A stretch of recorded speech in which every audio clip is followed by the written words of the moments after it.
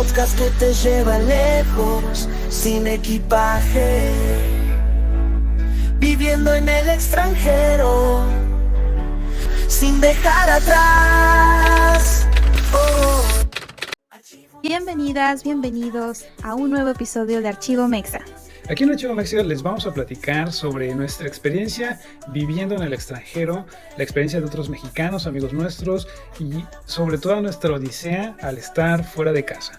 En estos archivos vamos a descubrir tips, vamos a descubrir aventuras, vamos a descubrir un montón de cosas buenas y malas que nos han pasado. Y en esta ocasión abrimos el archivo para adentrarnos en un tema fascinante, el cual es el proceso de realizar un doctorado en Inglaterra. Vamos a explorar todo lo que implica esta emocionante aventura académica. Para guiarnos a través de este viaje, el día de hoy contamos con un invitado muy especial, un ingeniero mecatrónico mexicano potosino, que tuvo el coraje y la determinación de llevar a cabo su doctorado en la ciudad de Coventry, en Inglaterra. Que también, por cierto, se trata de mi marido, y razón por la cual el día de hoy me encuentro yo también aquí viviendo en Inglaterra. Y con esta entrevista me gustaría que a Adrián, quien es el invitado de hoy, nos dijera de dónde es, a qué se dedica y cuáles son sus redes sociales. Muchas gracias por la presentación y pues a ambos por invitarme en esta ocasión a estar con ustedes en el podcast. Pues sí, efectivamente soy ingeniero en mecatrónica. Hace ya más de 6 años yo creo que terminó esa etapa y que ya llevo pues también como 5 o 4 años acá en Inglaterra. Después de hacer la ingeniería, termino haciendo una maestría también, que me duró 2 años. Trabajo 1 año en México y luego ya decido venirme a Inglaterra, que es donde encontré una opción para hacer el doctorado. Y pues como me encuentran en las redes sociales, pues mi nombre es en YouTube, lo pueden ver como Adrián J. Guetze. En Facebook tengo un proyecto en el cual hablo sobre ingeniería, mecatrónica, cibernética, que se titula El Inge de Control. Entonces en Facebook, en TikTok, al menos pueden encontrar así como El Inge de Control, en Instagram y en YouTube como Adrián J. Guetze. Y pues sí, efectivamente, como dice Saray, o sea, termino mi doctorado y empiezo a trabajar en un postdoc por unos 6 meses y actualmente me encuentro ya trabajando como ingeniero en una empresa que se ubica en Oxford y que está muy cerca de donde vivimos actualmente, en una ciudad que se llama Banbury. No, empezamos bien, porque a final de cuentas, sí, yo también hice mi doctorado en Inglaterra. Vamos a compartir algunas cosas que tuvimos en común, otras que no tanto, a pesar de que somos de áreas de investigación distintas. Adrián obviamente pues es áreas ingenieriles y demás, yo soy áreas de ciencias de la vida y de la salud, y bueno, pues algunas cosas en común, otras cosas no tanto, y ya vamos a ir viendo qué anécdota nos vas contando, ¿no, Adrián? A ver qué... Pues sí, a ver qué tal. A ustedes guíenme, yo les contesto. Bueno, pues vamos, empecemos por ahí. Bueno, entonces, a final de cuentas, yo creo que una de las preguntas principales es ¿qué es lo que nos motiva a hacer un doctorado en el extranjero? Porque la pregunta y la respuesta sencilla tal vez es, no, pues sí, por la experiencia académica, por la universidad, que el prestigio, que no sé qué, obtener el grado, tal vez. Pero bueno, vamos a ver, cada quien es diferente, cada quien tiene sus motivaciones. Entonces, ¿qué te motivó, Adrián? ¿Qué fue lo que dio ese detonante para decir sí me voy, a pesar de que puede ser difícil, a pesar de que está lejos, etcétera, etcétera? Uy, bueno, pues yo termino la licenciatura en San Luis Potosí, también soy potosino, al igual que Zaret, y fue por ahí del 2016, ya hace muchos años. Y lo que pasa fue que creo, personalmente, pues siempre he tenido la curiosidad de aprender fuera de mi país. Creo que, o sea, desde que estaba en la licenciatura siempre quise como, ¿sabes qué? De hecho veía clases y cursos en línea de universidades del extranjero y así aprendía, porque siempre he sido así de nerd, básicamente. Entonces, así aprendía viendo clases, no sé, de algunas universidades muy populares en Estados Unidos, en Canadá también. Y de hecho yo quería ir tenía como opción principal ir a Canadá, y también había otra opción que era quizás ir a Australia.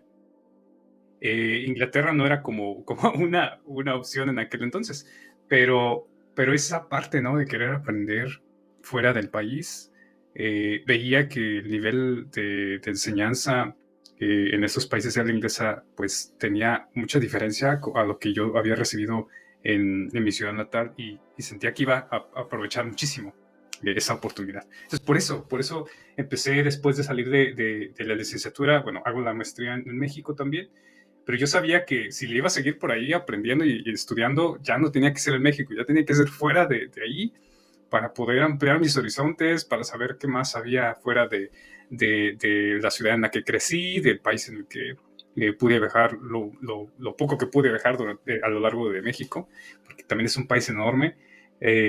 Y pues fue así que sí me pongo, ahora sí que las pilas y decido buscar bien fuerte dónde hacer un doctorado. Y lo que pasa es que aplico a muchos lugares y me aceptan en uno específico que es Coventry.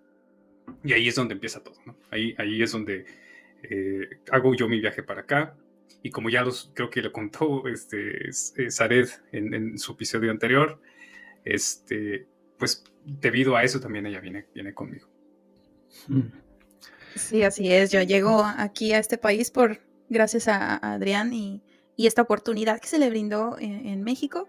Pero, ¿y cuáles fueron también tus motivaciones, Arturo? Bueno, yo conozco muy bien las motivaciones de Adrián y me parece algo increíble el tratar de buscar siempre, pues eso, ¿no? De mejorar, de estar, es algo bastante, para mí en lo personal creo que es algo admirable de las personas que deciden, pues tomar sus estudios, ir un paso más allá, ¿no? Porque a veces muchos, bueno, en mi caso, pues yo nada más terminé mi carrera en la universidad, soy mercadóloga, y hasta ahí, pues dejé, pero en sus casos, bueno, en el caso de Adrián, pues él ya tiene una maestría y decide venir a hacer su doctorado acá en Inglaterra. Pero fíjate que nunca habíamos tocado el tema de las motivaciones. Bueno, yo te digo, conozco muy bien sus motivantes, pero en tu caso, ¿cómo fue? ¿Cuáles eran esas motivaciones? Fue algo muy parecido, fue también relacionado con la parte académica y todo. Sí había estado expuesto a un poco de la enseñanza en otras universidades, algunos cursos, en conferencias, viendo las investigaciones de profesionistas de otros lados, en conferencias internacionales que se dieron en México, en Colombia, que asistí. Entonces, sí me motivaba también la parte académica, pero para mí fue un poco más importante la experiencia personal, ¿no? O sea, yo también hice mi maestría en la Ciudad de México, después de hacer mi licenciatura, estudié mi maestría y todo iba bien. Pude haber decidido hacer una carrera como médico veterinario zootecnista, especialista en vida silvestre, haciendo un poco de trabajo a lo mejor para la Secretaría de Medio Ambiente, no sé. Pero decía, bueno, es que el doctorado es una oportunidad excelente para salir de México, conocer fuera de México, tanto la parte educativa, la parte académica, sí, pero también la parte cultural, conocer más personas, conocer otro ambiente, perfeccionar el idioma, todo ese tipo de cosas. Y yo dije, bueno, es la única forma, la verdad, es la única forma en la que puedo hacer esto y que además me paguen por hacerlo, porque ir al extranjero es caro. Algunos tienen la posibilidad y qué bueno que lo pueden hacer, es genial. Otros la tienen un poquito más difícil. Y gracias a que hay becas y que hay apoyos para salir al extranjero, bueno, es que muchos logramos hacerlo, ¿no? También se pueden pedir préstamos, hay financiamientos y muchas herramientas para poder hacerlo, que también, bueno, si les interesa, pues vale mucho la pena investigar. No solamente hay un organismo o una sola ruta o la más común, que puede ser dependiendo de su país, o en el caso de México, por ejemplo, CONACYT, que es el Consejo Nacional de Ciencia y Tecnología, que ahora ya le cambiaron el nombre, ya tiene una HDI de Humanidades. Entonces, pues fue la tía Connie, así le decimos de cariño a CONACYT, acá en el extranjero, algunos amigos y yo. La tía Connie fue la que me financió y se me dieron todas las facilidades, ¿no? Entonces tenía el interés, tenía esa curiosidad por estudiar en el extranjero, académica y sobre todo, como les digo, cultural y personal. Y también, sobre todo para decidirme en venir a Inglaterra, pues los amigos de mis papás que les comentaba en el primer episodio, son súper amigos y ellos han vivido en Inglaterra ya mucho tiempo. Entonces ellos también me decían, no, vente, que las universidades acá están padrísimas, que estamos nosotros, te ayudamos, y efectivamente me ayudaron muchísimo. De nuevo, muchas gracias por toda la ayuda. Y entonces dije, no, pues bueno, Inglaterra, ¿no? Dije, Estados Unidos no, porque aunque las universidades son muy buenas, dije, no, la parte cultural no me late tanto. Otros países, Australia, Nueva Zelanda, están lejísimos. También sería interesante, pero dije, no, Inglaterra está bien. Y además Inglaterra está cerca de Europa, continental, obviamente, y demás, El ¿no? idioma, ¿no? Y el También, idioma, porque sí. Sí, sí, aprender sí. otro idioma todavía es más complicado. Y en el caso de nosotros los mexicanos, pues tenemos más cercano el país, nuestro país vecino, Estados Unidos, y pues a todos nos enseñan inglés, ¿no? En la escuela, al menos lo básico. Y siento yo que es un poco más fácil. En mi caso, por ejemplo, antes de pasar un poco más con la entrevista hacia Adrián, pues yo quisiera mencionar así rápidamente que cuando yo estaba en la universidad también intenté buscar una beca para estudiar en el extranjero. Yo estudié en una universidad en San Luis Potosí que se llama la Universidad Tecnológica, y ellos tenían como parte del plan un apartado de una beca llamada Mexprotec. Mexprotec daba becas para ir a países como Francia y Canadá. Y ahí mismo en la escuela nos enseñaban también inglés, ¿verdad? Pero nos daban clases de francés. Para eso necesitaba yo tener un promedio de 9.5 para poder accesar a esta beca. Y ahorita la siguiente pregunta es eso, ¿no? Justamente de cuáles fueron sus procesos para o ese proceso de búsqueda de beca. Pero bueno, desde mi experiencia les digo, yo intenté utilizar esta beca llamada Mexprotec para ir a hacer algo así como un diplomado en el extranjero, en Francia. Yo lo apliqué a Francia. Algunos de mis compañeros aplicaron a Canadá, pero yo apliqué a Francia y bueno, al final de esa experiencia lo único que pude obtener fue la certificación del nivel de francés por razones personales, que llegué a tener en aquel entonces, porque ya tiene su rato. Pues no me pude ir a cumplir este sueño de irme a Francia. Fue uno de mis deseos frustrados en mi vida, que ya después lo logré. Estuve en Francia, ya después les contaré en otro podcast cómo fue esa aventura de irme a Francia de vacaciones. Pero sí, la motivante al menos para mí era eso de vivir una experiencia académica fuera de mi país, y también la curiosidad de estar en otro país, al menos a mí, a mí en lo personal sí me llamaba muchísimo la atención, pues aprender algo que me gusta de la carrera, pero pues también viajar. Y entonces, en base a esto, les hago la siguiente pregunta a ustedes, sobre todo a ti principalmente, Adrián, ahorita. ¿Cómo fue este proceso de la búsqueda y solicitud de becas desde México? Porque ahorita nos vas a contar que tú también eras hijo de Connie, pero al Sobrino, fin, porque es De la la tía tía, Connie. es la tía. Son bueno, sobrinos de la tía Connie. exacto, bueno, sobrino de la tía Connie, pero cuéntales, Adrián, porque al final tú ya no eres sobrino de la tía Connie, tú no eres sobrino de la tía Connie. Entonces, ahí tu caso, a mí en lo personal creo que es todavía más interesante. Te excomulgó la tía Connie, válgame. Ay, no. Va- Bueno, o sea, sí, sí, más o menos. Lo que pasa es que yo sí tuve beca CONACYT. CONACYT es aquellos que no sean de México, CONACYT es, digamos, que la institución gubernamental que da financiamiento a investigación, que de hecho le paga a los investigadores nacionales para que sigan realizando su trabajo. Y lo que hace uno cuando aplica a posgrados es que si tú el posgrado el cual aplicas está afiliado a esta institución, pues te dan financiamiento para que estudies. Y la maestría, de hecho, sí, la estudié con una beca CONACYT. Las maestrías en México al menos son de 2 años, así como en Estados Unidos. Cuando llegué aquí en Inglaterra me di cuenta de que y en Europa en general las maestrías duran 1 año, y la educación en general también es menor, de menos tiempo, ¿verdad? En México nos ponen a estudiar por muchos años, comparado con lo que estudian los europeos. Y bueno, cuando llega el momento de ver si voy a aplicar al extranjero a hacer el doctorado, porque yo tenía 2 opciones. Si obtengo una beca para ir a hacer el doctorado, me voy. Si no, pues mi plan era seguir trabajando, ya sea como profesor en la universidad o meterme ya en la industria. Porque en lo personal mi situación, o sea, la clase económica de la cual vengo yo no es una clase privilegiada, tampoco tenía muchos apoyos en términos de mi contexto. O sea, la verdad es que fue todo un reto para mí en lo económico todo esto. Y cuando llega ese momento, pues empiezo a buscar opciones, y una opción sí fue CONACYT.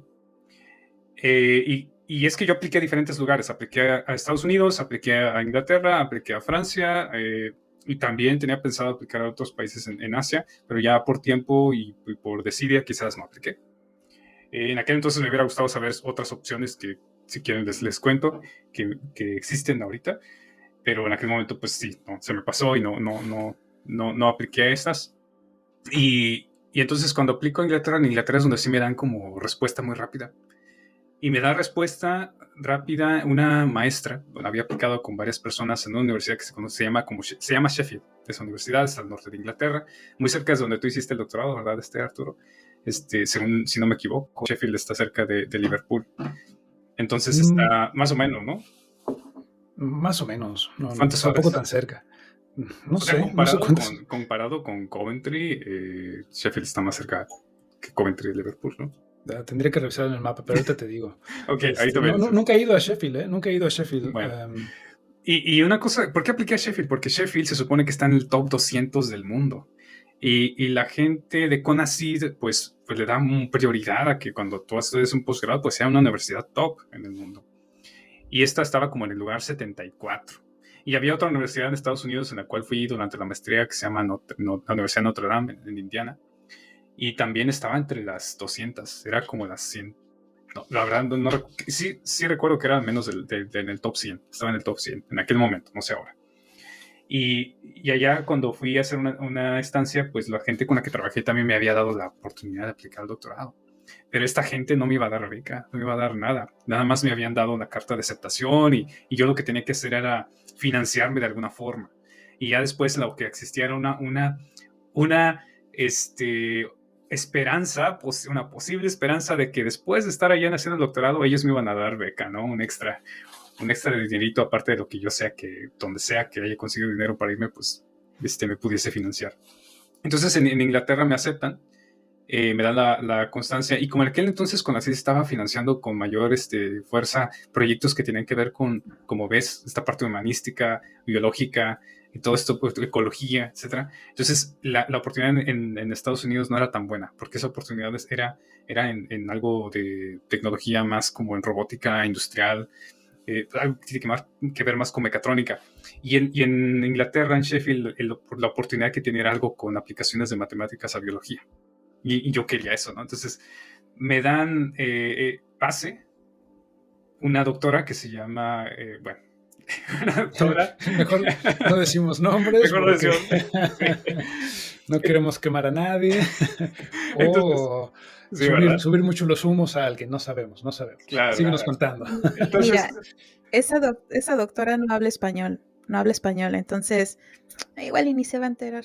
No, pero pues, tampoco. No hay que hablar mal de las personas o bien de las personas a sus espaldas. Estoy segura de que los que nos escuchan vienen por el chismecito, Arturo. Ah, claro, el chisme completo, por supuesto se lo van a llevar, pero... No te creas. No tengo nada negativo que decir, no se preocupen, pero bueno, o sea, el asunto es que yo contacto a varios profesores de la Universidad de Sheffield y todos, al menos de los 5 que contesté, 3 me dijeron, sí, nos interesa tu perfil, te podemos dar la carta de aceptación, pero yo elijo el de esta doctora, ella es coreana, y esta doctora porque tenía un proyecto bien interesante, y lo había aceptado, que era como de aplicaciones a biología. Y yo, la verdad, honestamente, estaba muy interesado en eso. O sea, yo quería saber más cómo aplicar estas áreas de matemáticas a cosas que no fuesen máquinas, ¿no? Cosas que no fuesen esto que se aplica más como en lo industrial. Quería ampliar esos horizontes. Y ahí vi una oportunidad muy grande. Por eso, en ese aspecto, sí estoy muy agradecido con esta doctora que me acepta, que me da el pase y que me apoyó pues para hacer la aplicación a CONACYT. O sea, yo le cuento a ella que existe la posibilidad de sacar un financiamiento de CONACYT, me ayuda, me apoya a escribir todo de hecho, el protocolo de investigación, me ayuda a corregirlo. Aplico la beca CONACYT y me la dan. CONACYT me dio la beca. Pero pasa lo siguiente, no sé, en la vida de esta doctora otras cosas estaban pasando en ese momento que tiene mucho que ver con lo complicado que es la academia desde su punto de vista en lo humano. Y ella se va de Sheffield y se va a Coventry. Y me dice, a casi último momento, ¿no? O sea, ya después de haberme enterado de que me daban la beca, como yo creo pasaron unas 2 semanas, y me dice, me voy a cambiar a Coventry. Y o sea, a otra universidad, a otra institución. Y entonces yo estaba de rayos, ¿no? O sea, ¿ahora qué voy a hacer? Y lo que hice fue preguntar a Coventry, bueno, pues no me pueden cambiar la beca, no me la mueven para acá. Y Conacyt me dice, pues no se puede, porque yo te di la beca para que te fueras a Sheffield. Lo que tienes que hacer es renunciar a ese proyecto y hacer otro proyecto. Y sí había otras Uf, opciones, pero pues no estaban, no sé, no era mi interés, no era mi interés. Y luego Conacyt te da un pago bien pequeño, estoy hablando de que entonces, si estabas casado, te daban 980 libras al mes. Casado, si no, 780, ¿no? Más o menos, o sea, eran 200 libras más. Y para mí sí era importante eso, porque antes de venirme también tomo la decisión pues hacer una vida con Zared. O sea, me caso antes de venir acá, porque yo quería que nuestra relación permaneciera como estábamos en aquel entonces. Y que, pues sí, yo le dije, ¿sabes qué? Pues nos casamos y así ya, pues de esa forma tú puedes sacar tu visa, va a ser más fácil que estemos juntos, todo eso. Entonces, hay costos bueno, gastos extra que uno tiene que considerar, ¿no? Porque cuando vas al extranjero, pues rentas un cuarto. Si rentas una habitación, para ti solo el pago es menor. Si buscas una habitación para 2 personas, pues empiezan a aumentar los gastos. Luego no es tan fácil, ¿no? Y más si quieres buscar algo barato. Bueno, ahí hay muchas cosas. Entonces, el asunto es que pues, Conacyt no me da la oportunidad de mover mi beca, pero afortunadamente la doctora, cuando se movió a esta universidad, se movió a un puesto mucho mejor y me dice, pues acá te podemos dar beca. Y el pago sí era sustancialmente más alto. Eran como 400, 500 libras más que lo que da Conacyt. Es lo que les dan la beca. De hecho, considerando los gastos, ¿no? Mínimos que tienen. Ahora, recibir una beca también es como para que tengas solamente para subsistir, ¿no? Para pagar tu renta y la comida y ya. Pero bueno, entonces me dice eso y yo digo, va, perfecto. Y yo acepto mejor irme para allá. Digo, da igual el ranking, da igual el prestigio de la universidad. Yo siento que es más importante para mí poder estar bien y tomo esa decisión de irme para allá. sí, porque es curioso, justo te iba a preguntar, pero ya lo respondiste. O sea, ¿por qué Coventry? Si, como les decíamos en el episodio pasado, llegamos a Coventry y Coventry no es una de las ciudades más renombradas de Inglaterra. Tal vez jamás habían oído que Coventry existía hasta que nos empezaron a escuchar, porque es una pequeña ciudad de paso. Está la Universidad de Warwick, y la Universidad de Warwick también está en Coventry, y yo trabajo para la Universidad de Warwick. Y la Universidad de Warwick sí es muy reconocida. Sí, es muy No lo bueno. sabía, pero bueno, no lo sabía hasta hace unos pocos años, que también es de las mejores del mundo en varias áreas, en negocios, en artes y en ciencias de la vida, que es el área donde estoy. Y bueno, sí, era esa curiosidad, ¿no? ¿Cómo llegar a Coventry? Pero bueno, es que es algo bastante común que en la academia, pues los investigadores cambian de puesto porque se tienen que mover. O sea, si no te mueves de sitio, es difícil que encuentres un mejor puesto. Y fue lo que le pasó a tu supervisora, ¿no? En mi caso, fue un poco distinto porque yo sí apliqué a Conacyt directamente. Yo me la jugué mucho, la verdad les cuento que yo me la jugué mucho porque yo no fui tan organizado como Adrián. Yo apliqué solo a la beca de Conacyt y apliqué solo a la Universidad de Liverpool. Contacté con un investigador allá que tenían una beca al proyecto, más o menos como lo que sí le dieron a Adrián, y yo apliqué y todo, y me dijo, no, pues tuvimos mucha gente aplicando, y pues no te quedaste, ¿no? Y dije, uy, pues ya valió, ¿no? Pero me dice, tengo a un colega que se dedica más a lo que tú quieres hacer, y te lo presento. Entonces perdón, me mandó el correo de mi supervisor, me entrevistó, todo bien, apliqué con Conacyt, todo bien, apliqué a la universidad, todo bien, y me quedé. O sea, fue mi única opción. O sea, yo no, yo no hice lo que típicamente te dicen de aplica a 10 para ver si 5 te hablan, 3 te aceptan, 2 te dicen que sí, perdón, y al final te vas con una. Yo me la jugué toda y me quedé con Liverpool de principio a fin y tuve mucha suerte. Entonces, un poco distinto, pero bueno, a final de cuentas, pues todo salió bien, ¿no? Que es lo Claro. importante. Sí, sí, sí. Pues una de las cosas por las que Adrián también se decide venir acá y bueno, creo yo, bueno, quiero pensar, fue precisamente por eso, por el deseo de que nuestra relación, porque en aquel entonces todavía éramos novios, y esa sorpresa de que me dijera, oye, tengo esta oportunidad de irme al extranjero, ¿vienes conmigo? Debió de haber sido bastante duro decidir continuar con tus sueños, quién sabe qué hubiera pasado si le hubiera dicho, no, vete. Pero por otro lado, pues eran 3 años, o sea, él me dijo, van a ser 3 años, Aret, en los que voy a estar en este doctorado.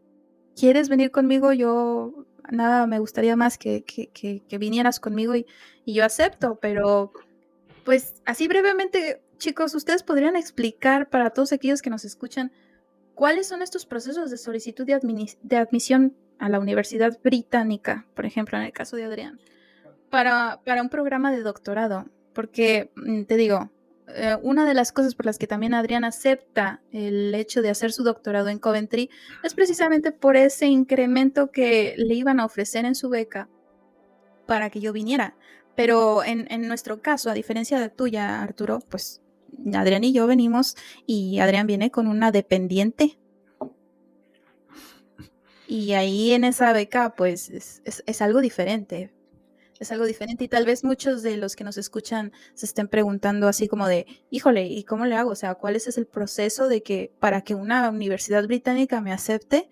Y luego todavía con un chicle. O sea, yo...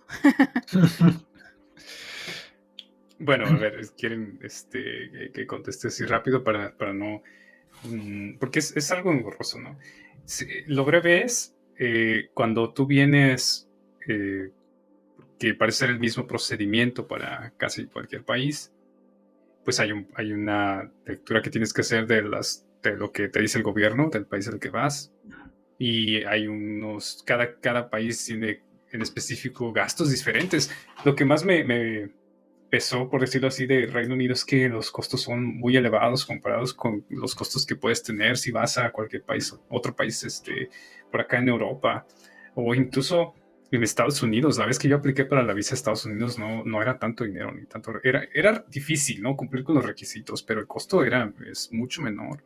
Y en Inglaterra, en lo que va de los últimos 3 años, pues ahora, bueno, en este año también ya aumentó más el costo de todo esto. Entonces, pero el proceso es igual, ¿no? Tú vas a la página o al sitio web del gobierno, hay un procedimiento que tienes que leer.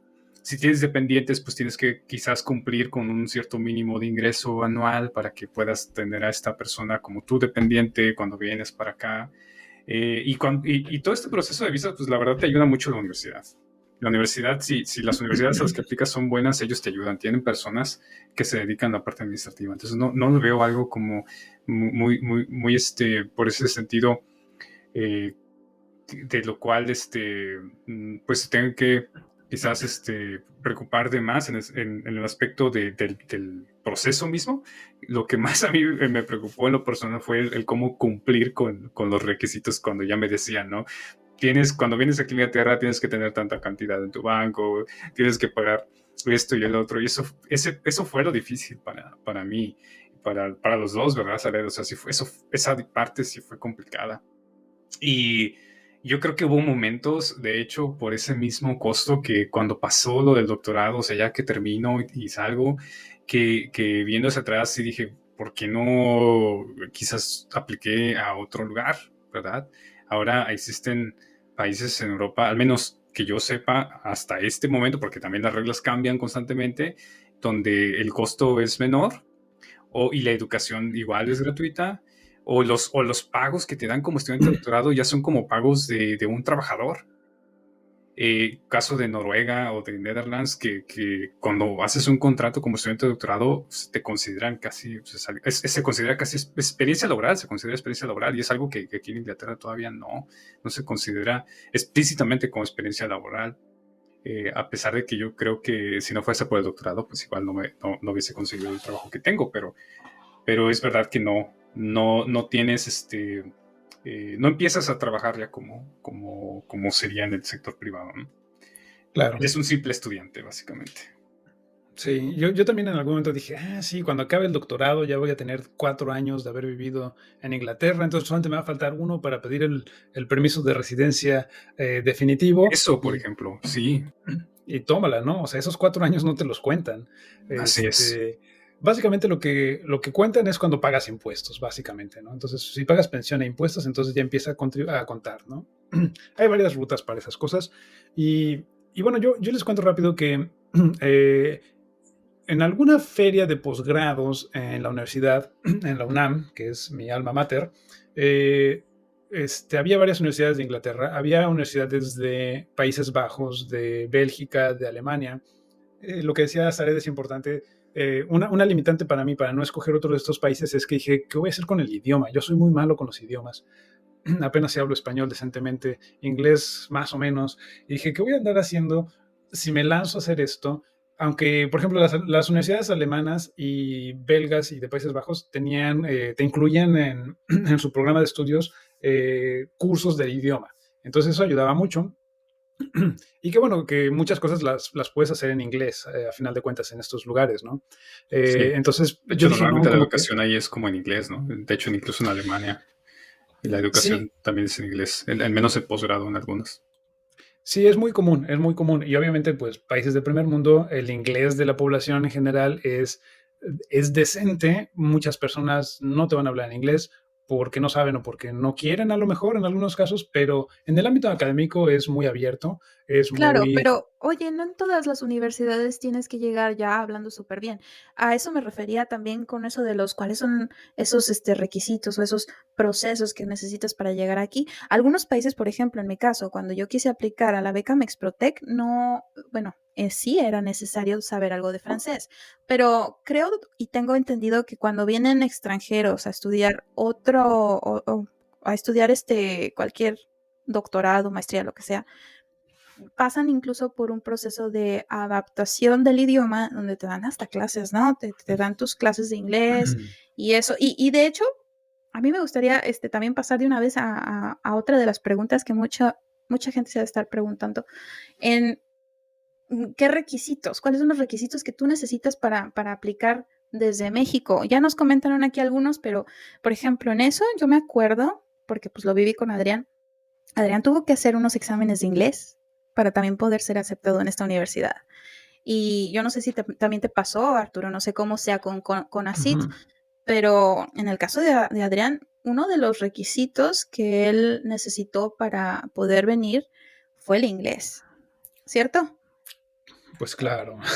Sí, el inglés. Pero que nos cuente. Y el problema con eso fue que, miren, yo había hecho un examen que es el TOEFL, porque la idea también era aplicar para que me dieran o me aceptaran, me dieran una carta de aceptación, una beca en una universidad americana, que era esta, Notre Dame, en Indiana. Entonces apliqué al TOEFL, lo hice, lo pasé.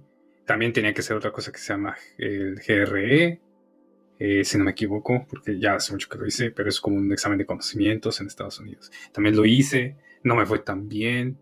Igual, como sea, si me dieron una carta de aceptación. Pero para estar en Inglaterra, en Coventry específicamente, no querían el TOEFL. Entonces tuve que hacer el IELTS. Tuve que hacer el examen de Cambridge de inglés y tenía que sacarse 1. Y mínimo. Entonces es que 6.5 en cada área. Entonces aquí es donde entra esta parte de que sí agradezco mucho a esta doctora, porque como ella vio que yo tenía una intención fuerte de hacer el doctorado allá y chambearle, supongo, sí me apoyó, y me apoyó para pagar los exámenes de IELTS, porque lo hice varias veces. Lo tuve que hacer varias veces porque no sacaba o sea, estaba siempre a 1.5 en una sección. Y fue como de diablos, ¿no? Entonces, al final, la última vez que lo hice, fue cuando saqué todo ya bien. Y ya sacó el segundo completo. Y eran cosas mínimas, pero porque yo creo que el asunto es que mi inglés siempre estuvo acostumbrado al inglés gringo, ¿no? Y el inglés británico es muy diferente. Y eso estuvo pesado. Fueron tiempos como complicados. Y todos esos exámenes los hice hay una escuela, creo que está como en La Condesa, ahí en la Ciudad de México. Sí, Y hice todos esos exámenes ahí. Y sí, los hice 4 veces, lo hice 4 veces el examen. Entonces, vean, aquí lo que quiero que se den cuenta es que sí hubo una cantidad de... todo eso es dinero. Todo eso es dinero. ¿cómo le haces con eso? Pues ahorras, no sé, te endeudas, qué sé yo. Entonces, casi viviendo como la vida como los gringos, ¿no? Que cuando hacen estudios, pues también se endeudan en términos de su universidad. Y lo que quiero comentarles es que, o sea, todo eso, por ejemplo, de aquí de Estados Unidos, otra cosa que me llamó la atención, que es algo que valdría la pena mencionar, es que por aplicar a la universidad, por simplemente aplicar y que te revisen tu solicitud, te cobran. Te cobraban $75 por aplicar. Y aquí me pasó algo bien interesante. Yo tenía un conocido allí en la Universidad de Notre Dame, bueno, con el profesor con el que iba, que había muchos asiáticos, había un grupo de asiáticos, de iraníes y de hindús. Hay muchos estudiantes en Estados Unidos de esas tres, digamos, etnias o nacionalidades, no sé cómo decirlo. Y los asiáticos, uno de ellos sí me preguntó, como vio que batalló un poquito y que no estaba encontrando para Estados Unidos, y me dijo, ¿por qué no aplicas a múltiples universidades, no? Y yo mi cabeza de rayos, o sea, ¿cómo quieres que aplique a múltiples universidades si me van a cobrar $75 por aplicación? Entonces, como que ahí es donde empecé a ver algo bien importante, que fue parte de mi aprendizaje en los últimos años fuera de México.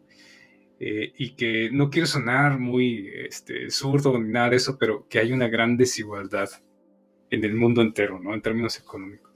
Y yo cuando escucho a esta persona sí vi que simplemente lo decía porque no estaba en el lugar en el que yo estaba, ¿no? Para él sí fue muy sencillo decir, pues es que yo apliqué como a 5 universidades diferentes. Entonces le tuve que explicar, le tuve que decir, espérate, porque pues es que la verdad no tengo la cantidad para estar aplicando a esas universidades. Y ya como que ya no dijo nada. Pero sí fue algo que recuerdo todavía mucho porque fue uno de los primeros como golpes de realidad en estas diferencias que noté. Fue uno de los primeros porque me pasaron varias cosas interesantes a lo largo de toda esta experiencia. Y entonces, todos estos exámenes, por eso cuando hago acá en Inglaterra, otra de las razones por las cuales me vengo acá es por ese apoyo que tuve. O sea, sí noté que quien iba a ser mi asesora realmente estaba con las ganas y la intención de que yo viniera. Entonces digo, no, pues ahí tengo que ir ahí, ¿no? Comparado con cualquier otro. Claro. Sí, porque, bueno, a final de cuentas, algo En que... tu caso, ¿también tuviste que hacer exámenes, Arturo? Digo, porque CONACYT es diferente. Digo, Adrián fue, ahora sí como becado por parte de una universidad de acá, pero desde Sí. México, ¿cómo es el asunto de los trámites? Es algo parecido. A final de cuentas, los trámites, sí, los requisitos y los trámites te los ponen dos entidades. Una es el gobierno y otra es la universidad que te recibe. Y otra, perdón, son tres, quien te financia si consigues financiamiento. En este caso, obviamente, CONACYT en México tiene sus reglamentos, sus requisitos, la universidad tiene los suyos y el gobierno tiene los suyos. Entonces, yo también, como les decía, fui a una de estas ferias y y estuve viendo opciones de doctorado, pero también había un contacto de para las universidades de Inglaterra, un facilitador que se llamaba Across the Pond. No sé si todavía sigue por ahí, no he sabido nada, ni obviamente lo he buscado, pero Across the Pond es un organismo que es pagado por las universidades de Inglaterra para adquirir estudiantes extranjeros. Entonces te facilitan mucho toda la parte de los trámites, porque también cada universidad tiene trámites distintos, papeles distintos. En general, obviamente te piden el idioma, te piden la visa. Algunas, dependiendo de la universidad y tu proyecto, te pueden pedir que pagues ¿cómo se llama? La cuota anual, la colegiatura. Y a veces, dependiendo del proyecto, te pueden pedir que pagues costos de laboratorio, ¿no? Si tienes que hacer otras cosas por ahí. Algo importante para considerar, si tienes que hacer algo así, puede ser un dinero extra que tengas que aportar.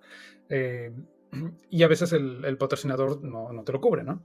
Entonces, pues obviamente hay un procedimiento y cambia, ¿no? Entonces, es según la universidad, según las becas, no sé cómo son las becas de CONACYT en este momento, pero es igual el idioma. Para Inglaterra el idioma, el examen es el IELTS. La visa tiene que ser visa de estudiante. Necesitas el patrocinio de la universidad diciendo que te recibe, porque con ese ya puedes sacar la visa y entonces ya te hacen una oferta definitiva. Primero es una oferta condicionada a la visa. Y bueno, el caso es que es un rollo. Si quieren, platicamos de esto con más detalle en otra ocasión, o nos mandan sus preguntas, también con mucho gusto les podemos ayudar en lo que se pueda. pues un rollo. Al final de cuentas es simplemente seguir sus procedimientos, ser Sí. muy cuidadosos de leerlos bien, de atenderlos bien y listo, ¿no? O sea, no Y es mayor problema. Y enfocándonos en tu caso, por ejemplo, Arturo, porque bueno, a mí me gustaría mucho hacer el contraste para nuestros oyentes entre ser becado directamente desde una universidad británica a conseguir una beca desde México, apoyado con una institución de México, que es tu caso. Pero, por ejemplo, aquí Adrián nos comentaba que él necesita tener pues un C1. ¿También es lo mismo? ¿También te tocó a Sí, ti sacar el C1? sí, el C1 es, el C1 es una categoría internacional para el nivel de aprendizaje de idioma. El C1 viene siendo como un pues nivel avanzado, es ABC y cada uno tiene uno y 2. Entonces, el C2 es como, se dice que es el equivalente a un hablante nativo. Eh, que bueno, yo creo que bueno, tiene sus bemoles, ¿no? Pero sí, la universidad te pide C1.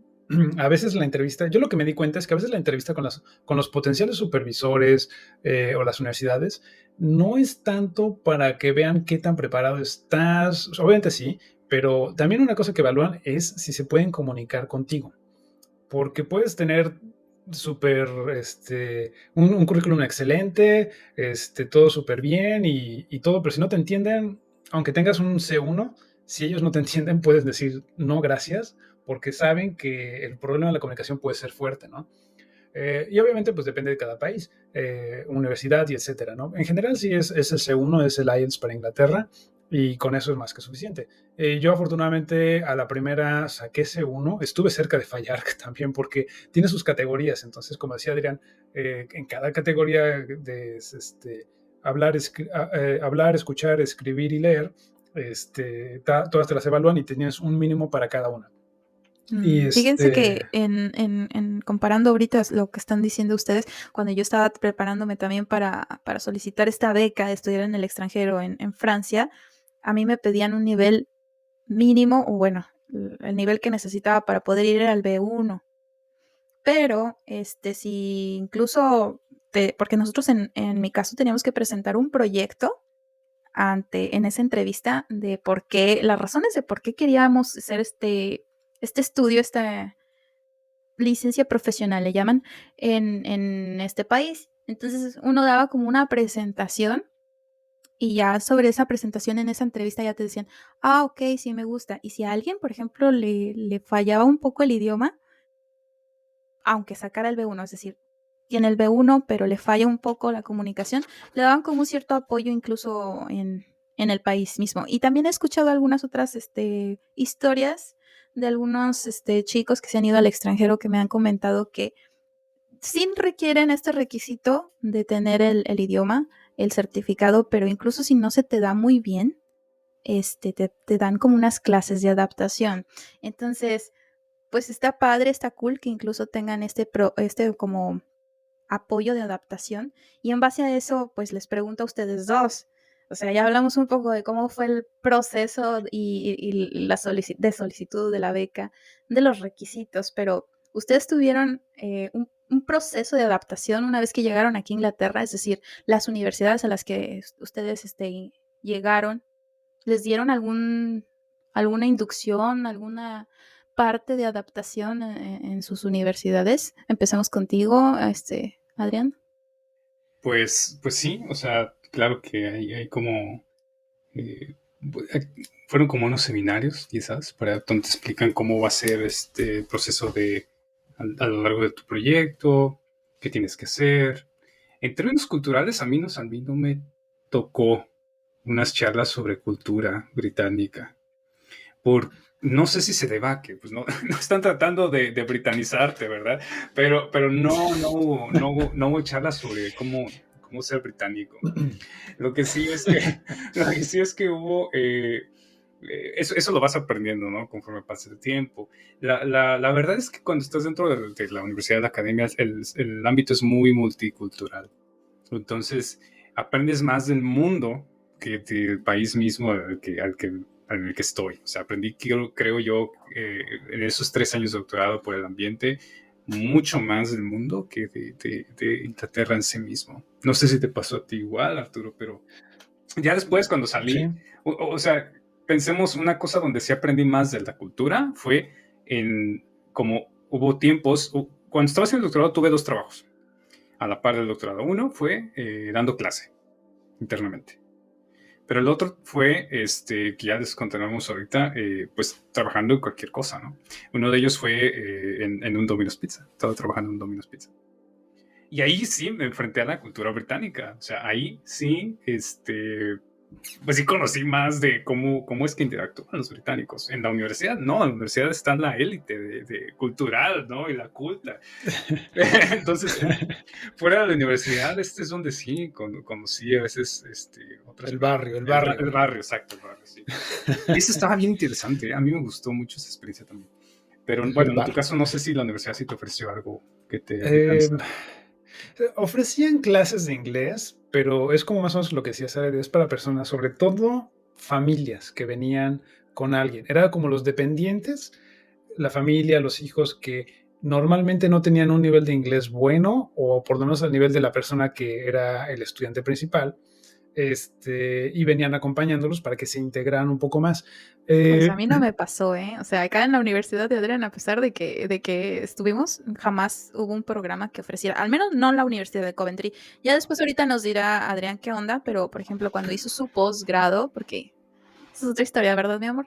Intentaste terminar un posgrado en otra ciudad, en Exeter, y ahí sí ya me ofrecieron a mí unos cursos, pero nunca fui. La verdad es que como que ni se preocupan tanto por No. uno que viene, la familia que viene con él. Y bueno, ahorita cuestiones de cómo se está llevando las cosas con los migrantes aquí en Inglaterra, pues es todo un caso que yo creo que también hay que tocarlo en algún episodio, porque las cosas están cambiando, como decía Adrián, siempre están cambiando y no es lo mismo que cuando yo llegué, todas estas normas, todas estas reglas, todas estas aceptaciones, estas becas también se están transformando aquí en Inglaterra, pero a mí me hubiera gustado, fíjense, me hubiera gustado. Qué buena onda que en Warwick sí está pasando eso de que les permiten tener esa como introducción y esa adaptación al lugar, Arturo, pero yo creo que también como Adrián y como yo, tu mayor adaptación fue ya viviendo tu día a día, ¿no? Sí, bueno, yo lo que decía era en Liverpool, porque en Liverpool me acuerdo que sí están estas clases. En Warwick ni he preguntado, pero posiblemente tengan algo parecido. Eh, es que es algo también cultural, ¿no? Y es que yo siento que los británicos no se preocupan mucho por la integración de los extranjeros. Eh, Tanto a nivel cultural como a nivel institucional. A nivel institucional es obviamente este tipo de programas, etcétera, etcétera, que te dan clases, que te platican. Sí los hay, obviamente sí los hay, pero no siento que sean tan fuertes, porque a final de cuentas, en las universidades lo que pasa muy comúnmente es que se hacen como grupos de extranjeros según su nacionalidad, ¿no? Entonces está el grupo de, por ejemplo, de los chinos, de los asiáticos, obviamente también hay pequeños grupitos de mexicanos por ahí que ahí andamos, no somos tan grandes como los de otras nacionalidades, y entonces nos juntamos con otros extranjeros, a lo mejor por idioma, por cercanía, o porque simplemente somos extranjeros. Y entonces es como decía Adrián, o sea, conoces más del mundo por las personas con las que interactúas. Y también es muy cierto lo que dice Adrián, o sea, en la academia tienes un ambiente bien distinto. En el episodio anterior les platicaba de cómo me fue con el idioma, que también fue toda una aventura, porque en Liverpool tienen este acento que es el scouse, bueno, es casi casi un dialecto, y y en la universidad yo no escuchaba tanto ese acento tan fuerte como en la calle. O sea, en la calle la gente es, en el norte, dicen que en el norte de Inglaterra, hacia el norte de Inglaterra la gente es un poco más amigable, hacia el sur y hacia Londres son un poquito más hostiles, más cerrados, más típicos británicos. Y la gente en Liverpool es bastante amigable, es bastante abierta, te platican, se te sientan en el bus y te empiezan a contar su vida o no sé. Y el acento sí es bastante diferente a como yo lo escuchaba en las personas de la universidad a las personas del día a día, ¿no? Y es porque sabían que había extranjeros, sabían que había personas de otras partes de Inglaterra, no solo de Liverpool, entonces moderaban mucho su acento y sus expresiones y se hacían entender bastante mejor. Eh, y eso fue solo con la parte del idioma, ¿no? Pero también, a final de cuentas, la integración se da con la experiencia propia. Y es algo muy distinto porque también, ya les contaré que también estuve haciendo un postdoctorado en Suecia. Y cuando llegué a Suecia, fíjense que sí hubo esa integración bastante mejor. O sea, ahí sí me dijeron, va a haber un curso de integración a la cultura sueca. Dije, yo voy. Por Wow. curiosidad, yo quiero saber qué onda con los suecos y ahí voy, ¿no? Porque obviamente fui invitado por una amiga que conocí en Liverpool. Ella es investigadora de la Universidad de Uppsala en Suecia. Me invitó a hacer un postdoctorado con ella.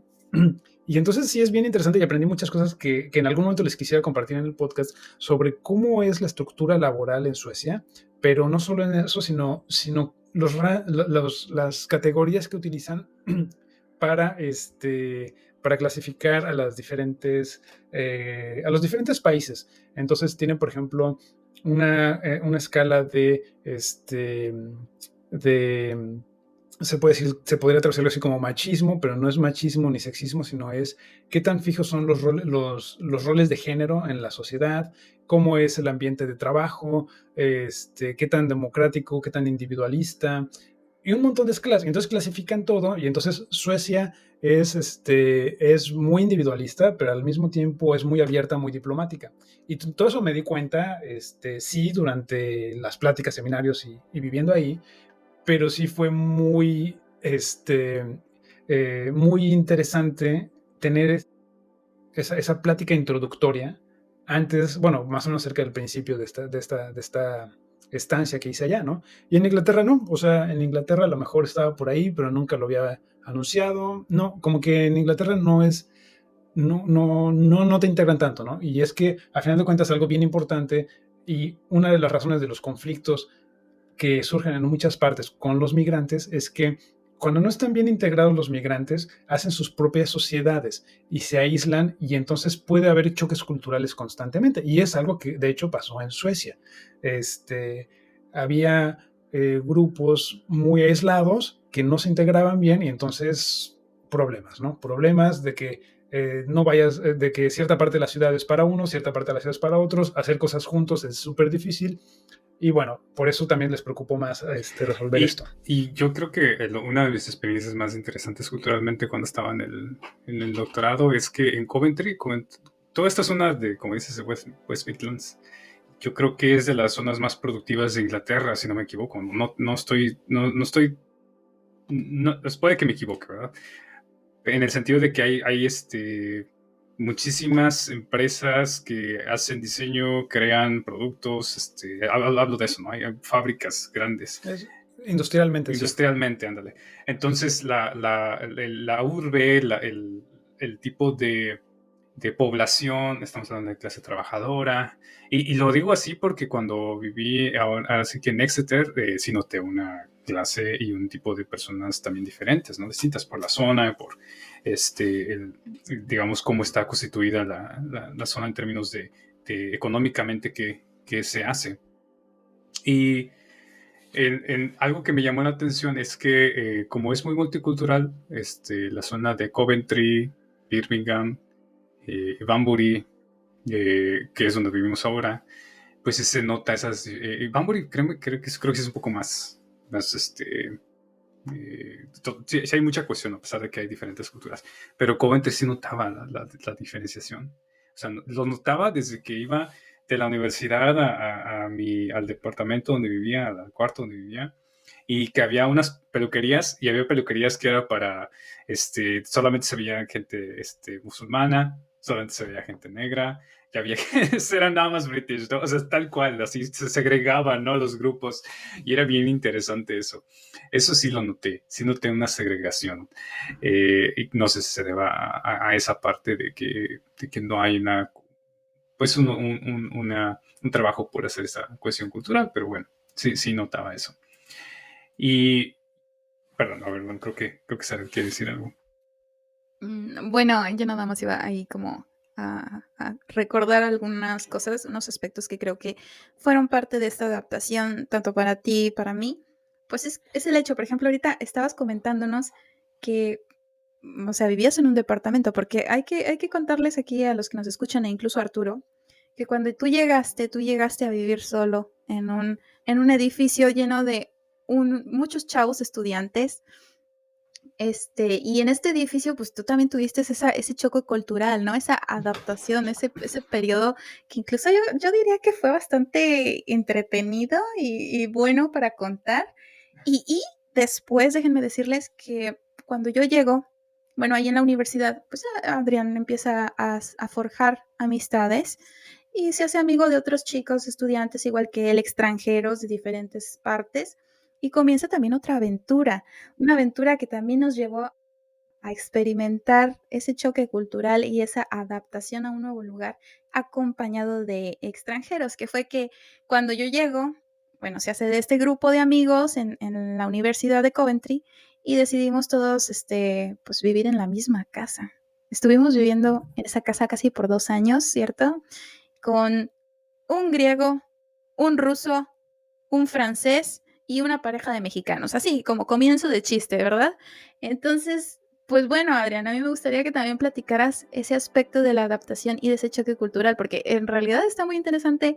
Yo no lo viví contigo, pero cuando tú llegaste, que vivías solo en este edificio lleno de extranjeros, ¿cómo te fue? No, ay, no.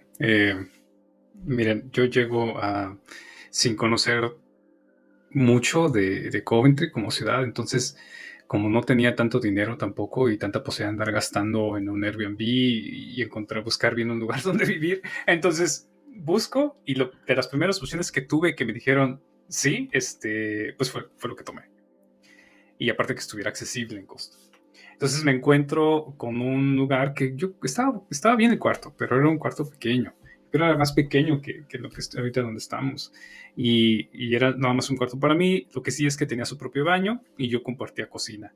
Y era una casa, hay casas aquí que tienen 3 pisos. Y esta casa tenía 3 pisos y estaba hecha internamente para tener 7 cuartos. Entonces había 7 personas viviendo ahí. Viví con un brasileño, Leonardo Alves, que le mando un saludo porque fue una persona que me ayudó mucho, honestamente. Le agradezco mucho por su tiempo, por su amistad en ese momento, la verdad. Y fueron 3 personas de Nigeria. Había dos coreanos viviendo ahí y ya, ¿no? Ahí estaba yo. Entonces, la parte de la cocina, pues sí, se me hacía bien difícil. Eso de nunca había vivido, pues ahora sí, se había vivido solo antes, porque también fui a Estados Unidos un tiempo, pero no, ahora sí que iba a ser un tiempo más largo. Y era difícil porque muchos de ellos eran estudiantes de licenciatura y tenían una vida bien loca, ¿no? O sea, estaban viviendo al full su vida, su experiencia, su juventud. Entonces, mi vecino de cuarto, el de arriba, se echaba sus churros de mota, ¿no? Y yo estaba ahí abajo y olía la mota, la marihuana. Porque cuando llegas aquí hay zonas donde sí huele, ¿no? Sí huele que les encanta la marihuana. Y entonces ahí estaba echándose su churro de mota y, por ejemplo, yo tenía que a veces cerrar la ventana, ¿no? Afortunadamente, a veces sí como que era considerado y se salía, ¿no?, al patio. Y luego las nigerianas, pues, eso sí, siempre que cocinaban, pues cocinaban bien picante, con mucho condimento. Entonces llegaba el olor hasta el cuarto. Estaba chido, ¿no? Alguna vez sí me invitaron unas empanadas y me decían, no, que a ver si te gusta. Y yo, la verdad, sí estaba buenas. Pero sí notaba que la comida africana, pues, es muy condimento, tiene mucho condimento, mucho chile. Y una vez sí me dieron a probar y no, o sea, ni por ser mexicano, ¿no? Eso sí estaba fuerte, ¿no? Es casi como la comida de la India también, muy fuerte, muy picante. Y me pasaron varias cosas chuscas. Primera, yo, Leonardo y yo cuando llegué, mi regadera no funcionaba. Entonces había varios cuartos vacíos. Y Leonardo me dice, pues agarra una regadera del otro cuarto y la pones a tu cuarto. Y pues, como buen latino, le hago caso, ¿no? Digo, sí, bueno, está bien, vamos a agarrar esa regadera. Entonces la agarro y la pongo. Pues no llega la persona que iba a vivir ese cuarto, pues no funciona esa regadera. Entonces me pasa la vergüenza de que, pues ya le hablan al landlord, a la dueña de la casa. Dice, es que no funciona la regadera. Y el Leonardo así de, ay, canijo, pues sí, ¿no? Y me dijo que agarrara esa regadera. Entonces ya sentí como de chale, ¿no? Ya le estoy quitando su regadera a la chava. Entonces ya le digo, no, mira, fíjate, yo agarré tu regadera, así que se la tuve que regresar. Me sentí como penado, ¿no? Por ella. Ya le regreso su regadera. La segunda que me pasa es que yo estaba ahí limpiando, porque pues, a veces eran nada más Leonardo y yo los que limpiábamos la casa y la cocina. Si no hacíamos nosotros eso, nadie más lo hacía. Y estábamos ahí limpiando, ¿no? Y había un bote de basura. Y yo veo que la basura estaba saliéndose ya de mis roommates, que le echaban ahí un montón de plásticos y cosas así, ¿no? Todo lo que comían lo compraban y lo tiraban. Entonces yo meto el pie para meter la bolsa y se rompe el bote. Y se rompe el bote, ¿no? Entonces ya la primera cosa que rompo en esa casa. Bueno, ya la segunda cosa que me toca a mí. Y después estaba yo creo que era la pandemia, y yo estaba platicando por teléfono con quien fue mi asesor de maestría, que todavía le mando un saludo con César. Y como que antes de hablar con él fui al baño y no le cierro la llave. Entonces el baño estaba pequeñito y tenía un o sea, el lavamanos estaba muy pequeño, muy pequeño. Entonces, como lo dejé abierto, se salió el agua del lavamanos y ya nada más de repente Leonardo dice, está saliendo agua de no sé dónde, de la cocina, ¿no? En el techo, estaba cayendo agua en el techo en la cocina, que es el piso de abajo. Yo estaba en el piso siguiente y luego había otro piso. Entonces, desde mi piso estaba tirándose el agua, estaba filtrando a la cocina. Y yo así de, ¿qué? Y entonces bajo con él y veo así todo el agua cayendo y yo así de, ¿qué está pasando? ¿Por qué? Y entonces subo rápido a mi cuarto a ver el baño y me doy cuenta que estaba tirando todo el agua, ¿no? Y ya así de, me suben conmigo. Había otra chava que era, se veía que era como era británica, pero supongo que sus papás eran de la India. Y ya entra y dice, no manches, tu cuarto está bien bonito. Y luego entra y ve todo el tiradero de agua, ¿no? Y dice, ¿qué está pasando aquí? Y ya tuve que hablar con la dueña, tuve que limpiar. Ay, no. Y la última que me pasó ahí, o sea, tenía muchas desgracias, mucha mala suerte, es que, o sea, también las cosas estaban ya un poquito viejas de la cocina. Entonces agarro un microondas y me toca que yo lo uso. Por muy pocas veces que lo uso y ya deja de funcionar. Entonces, bueno, no sé por qué, pero sí pasaron esos tipos de cosas ahí mientras estaba en ese. Al final, la verdad, creo que lo recuerdo y me da mucha risa que me haya pasado todo eso, porque también fue en un periodo difícil. Yo llego y empieza la pandemia. Yo llego en 2019. Para en marzo 2020 empieza la pandemia. Y aquí sí se tomaron muy, muy en serio el encierro. Y salías y tenías que salir nada más una hora al parque. Entonces estaba casi siempre encerrado en ese cuartito. Yo creo que sí me afectó bastante, ¿no? O sea, honestamente. Y yo lo que hacía para no encerrarme tanto era hablar con quien pudiese. En especial con gente de México. Les marcaba, saludaba. Y ponía a hablar con ellos. Y ya con eso como que mi mente podría mantenerse un poco sana, porque estaba solo. O sea, Zaret estaba en México. Yo estaba de ahí ayudando también a mi familia. Estaba tratando de mandar algo de lo que me daban de mi beca, porque lo necesitaban. Y pues bueno, o sea, sí estaba, o sea, todo se me había acabado. Ya después, cuando nos mudamos, como dice Zaret, pues fue porque me puse a platicar con mis compañeros de doctorado, con Alex, Jean, un ruso y un griego, y deciden que, ¿por qué no nos mudamos juntos a una casa? Afortunadamente, gracias a lo exigentes, en especial lo exigente que era el ruso, con las cosas que compraba, que quería, o sea, era bien posh, era bien fresa, pues sí se consiguió una casa muy bonita. Y ya es cuando me mudo con ellos, pues Zaret llega a un lugar muy bonito, ¿no? O sea, ella llega, la recibe una casa, no como donde estaba viviendo yo por 6 meses. Y le digo, mira, Zaret, te tocó, porque hasta ella fue conmigo, acompañarme a recoger las cosas de aquella casa. Y cuando vio esa casa, dice, no más, ¿qué estás viviendo, Adrián? Digo, sí, pues aquí estaba viviendo, ¿y qué es que haga?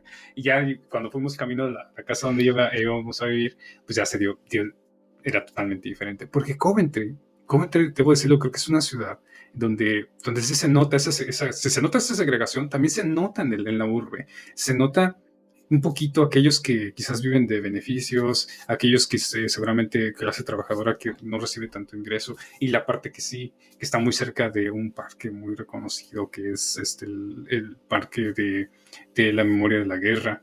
Y ahí estaba, pues digamos que sí cambia, ¿no? Del norte a sur de Coventry. en tanto en términos de su población como en cómo se ven las cosas. Y ahí sí, a veces sí, bueno, ese nuevo lugar pues estaba en una zona más bonita. Y eso también se notaba. Se notaba en sus calles, se notaba en su urbe, en lo que había alrededor, el tipo de personas, todo. Así que sí fue una experiencia bien interesante. Y sí recuerdo mucho pues a Leonardo por eso. Se me olvida que lo último que pasó en esa casa, Lo último que rompiste, ¿qué lo fue? último que rompí fue la cama. La cama. La cama misma se rompió. O sea, yo un día, te digo, es que como pasaba tanto tiempo ahí, pues estaban ya, tenía como una cama viejita, entonces la parte de abajo de la cama eran como tablas, entonces se rompió. Espérate, lo peor aún que me pasó es que ya entrego yo, me dan mi depósito con su deducción, porque cuando rentas una casa pagas primero un depósito y si haces daños, pues te quitan. Y después de que me quitan, la señora todavía, no solo a mí, sino a todos los que vivieron ahí durante el tiempo que yo viví, nos empezó a pedir dinero extra. Nos empezó a pedir más dinero. O sea, nos empezó a decir que no, es que faltaron cosas que había de la luz, etcétera. Y el problema fue que ella, la persona que estaba a cargo de pedir la renta, no pagó digamos, la luz, el gas en el tiempo en el que estábamos ahí. Entonces se le acumuló todo y empezó a ver a dónde sacó el dinero, ¿no? Y no te creas, o sea, me tocó que me dijera de cosas, no mal, ¿no? De malas palabras, pero sino que me dijera algo así como que, no, yo esperaba algo más de ti, cosas así. Amenazas. Sí, bueno, también. O sea, sí estuvo intenso, estuvo intenso. Y en esta nueva, porque Coventry es, creo yo, intenso. O sea, esta zona es distinta a otros lugares de Inglaterra. Y estuvo bueno, estuvo genial, la verdad. Sí, a final de cuentas, yo también llegué con muchas ilusiones, con una idea distinta, porque yo había venido a Inglaterra hace casi más de 20 años. Vine precisamente a ver a estos amigos de mis papás y vine como turista un par de semanas, la pasamos súper bien, padrísimo todo. El jet lag me pegó horriblemente, que es, bueno, la diferencia de horarios. Y viviendo acá, yo dije, bueno, pues va a ser algo parecido, bien padre, no sé qué. Y también me encontré con muchas cosas así que dije, no puede ser, ¿no? Hasta la fecha, ¿eh? Ahorita, sí hay unas cosas también, eso de las rentas y de la gente, tanto las personas con las que compartes la renta como las personas que te rentan, o sea, se les llama landlords o landladies, pero son los arrendadores, los dueños, vaya, pueden ser bien difíciles. Puedes tener mucha suerte, pueden ser bien difíciles. Yo he tenido buena suerte hasta esta última ocasión. Pero bueno, igual, o sea, yo esperaba, así te esperas que todo sea como de primer mundo y todo así bonito y bien así como, como Claro. nuevo, en buenas condiciones. No, o sea, sí, es mucho más común, o sea, sí hay más, hay más de eso que a lo mejor en México o en otros países, sí, pero tampoco es que todos los lugares a donde vayas o todas las cosas se den como si fuera un país de primer mundo. Y de hecho, justamente hace rato que estamos hablando de la beca, cuando estaba aplicando mi beca de CONACYT, en uno de sus seminarios, de sus pláticas, nos dijeron, van a ir era una plática para todos los que íbamos a Inglaterra, ¿no? Decían, a Reino Unido. Decían, bueno, van a ir a Reino Unido, van a ir a las mejores universidades, bla, bla, bla, no sé qué, pero, y es un país de primer mundo, pero no esperen una burocracia de primer mundo, ¿no? Y entonces dije, caray, eso va a estar feo. Y efectivamente, la burocracia de las universidades, y sobre todo la burocracia de la Universidad de Liverpool, fueron bastante desafiantes.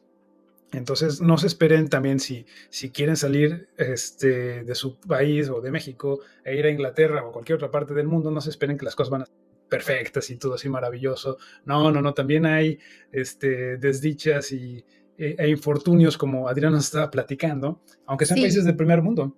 Y aquí lo vamos a contar, ¿no? Porque también una de las cosas que es contar estas historias sin fronteras, estos podcasts, estos archivos, pues la idea también es ser lo más transparente que se puede con todos ustedes, porque muchas personas les van a decir o van a ver en las películas pensando de, ir a Europa, ir a cualquier otro país que decidan para estudiar, viajar o vivir, pues a veces uno se topa con todo positivo, todo color rosa, todo muy interesante, todo muy despampanante. Y a veces por culpa de eso hay gente que se desilusiona muy feo, gente que no les dicen la realidad de cómo están pasando las cosas. Claro. O gente muy enajenada de la realidad también, que te va a decir, ay, sí, vente acá, está padrísimo, te la vas a pasar increíble. A mí me ha tocado ver en algunos grupos de Facebook, sobre todo, ya les contaba en el capítulo anterior, que pues yo, y cuando llego aquí ando buscando grupos y todo para saber cómo vivir, qué hacer, tips, recomendaciones. Y yo veía como mucha gente preguntando, oye, ¿cómo le hago para ir? ¿O cómo le hago para estudiar allá? Y todos, no vengas aquí, todo está caro, todo está mal. O sea, hay de los dos bandos, ¿no? De este bando que te dice, vente, que no pasa nada, que todo está muy cool, que es una experiencia increíble, vive la experiencia. Y hay otros que te dicen lo contrario, ¿no? No te vayas para allá, no te vengas para acá, es un caos, todo muy caro, todo muy mal. O sea, bien pesimista la actitud.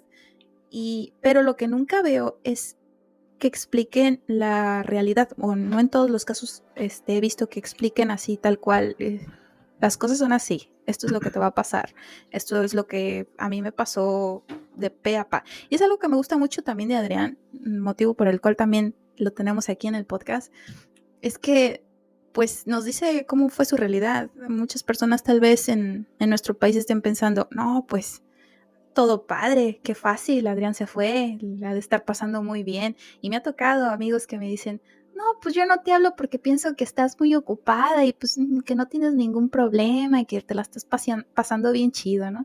Y uno por acá, pues a veces hasta llega a tener sus desventajas estar lejos, ¿no? A que le llegas a sufrir un poco.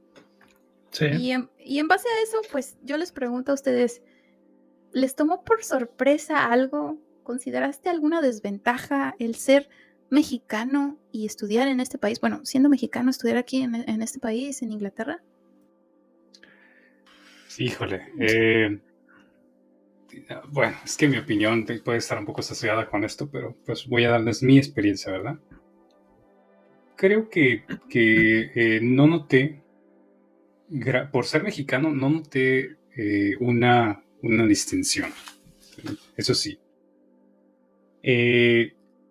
Pues porque ya ven que sí existe el concepto de discriminación. Y sí existe discriminación de cierto tipo en Reino Unido y en Europa, dependiendo de dónde vengas. Porque en el mundo, pues hay movimientos también políticos, ¿no? Y ideologías y todo, entonces es inevitable. Pero a mí, por ser mexicano, pues no lo sentí, no sentí algo. Por ser mexicano, no. Pero el hecho de que sea mexicano sí influyó mucho en mi experiencia. O sea, simplemente como yo crecí, la cultura de la que vengo, mi experiencia también de la clase de la que vengo, del lugar en el que vengo, del lugar en el que crecí, todo eso afectó muchísimo, por supuesto. A ver, un ejemplo. Para mí fue muy fácil relacionarme con gente que estaba batallando tanto como yo en general, por cosas fuera de lo académico. Por ejemplo, hice muy buena amistad con gente asiáticos en especial. Los asiáticos son personas en las cuales seguramente su familia se esforzó muchísimo para que ellos salieran de su país y estuvieran en el extranjero. Y eso les da a los que conocí una noción de respeto y de consideración muy grande a su familia. Entonces, y también eso mismo pasaba con gente que venía de Medio Oriente, con gente es decir, asiáticos y de esta parte, ¿no? Y con los europeos esa parte era difícil. O sea, eso no había una conexión por ahí. Había una conexión por otras cosas, ¿sí? Pero eso que era lo más humano de mi parte, sí me hacía conectar mucho con gente asiática. Y eso sí fue, ¿por qué?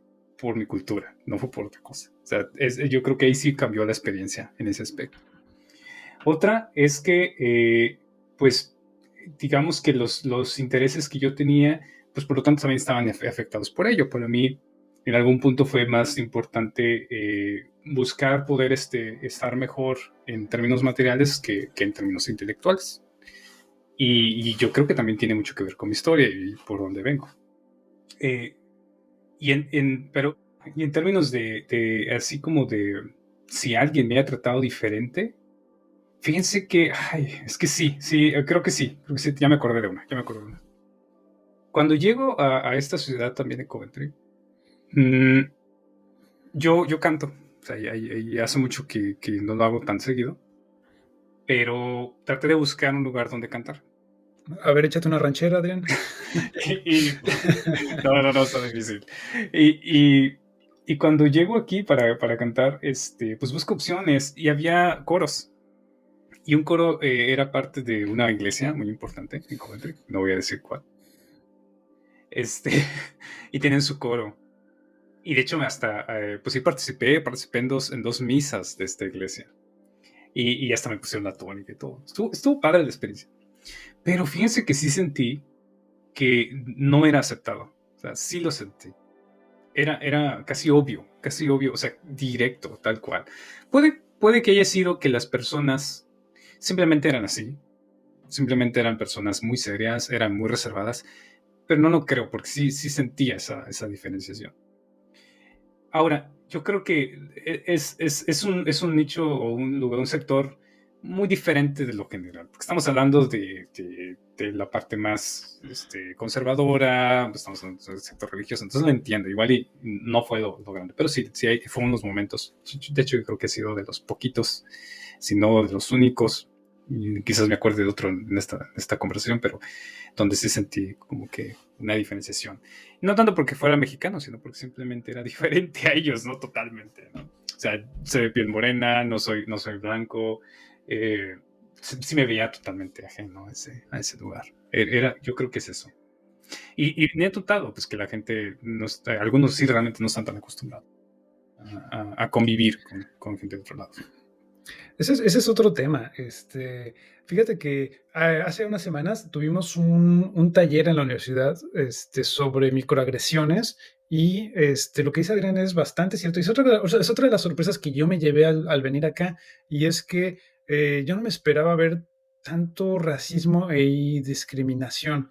Y es que no es directo, es muy sutil, a veces es estructural incluso, ¿no?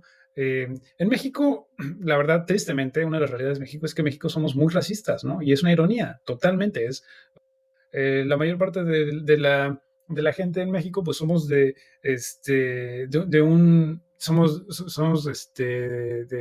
un origen mezclado, obviamente, y somos de tez morena. Y uno de los principales puntos de discriminación en México, pues es el color de la piel, lo cual es un verdadero absurdo, ¿no? Y es muy directo, ¿no? Y en México, pues así como siempre, como ya sabemos, ¿no? Somos muy manchados, somos muy llevados, somos muy pesados con estas cosas. Y como en una película de Pedro Infante, ¿no? Que el niño me pegó, pues tú pégale de regreso, ¿no? Le dice el maestro, ¿no?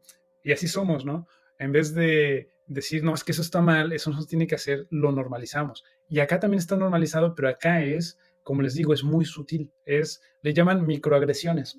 Incluso se me ocurre que podemos tener un episodio, si les interesa, sobre precisamente solo esto, con otra mexicana muy amiga mía que se llama Diana, y que ella sí me dice, es que a mí me ha pasado un montón, ¿no? O sea, a mí me ha pasado por ser mujer, por ser en México, Claro. en el extranjero, y yo le decía, bueno, a mí también me han pasado ese tipo de cosas, pero cuento también como Adrián, 2, 3, 4, por ahí, ¿no?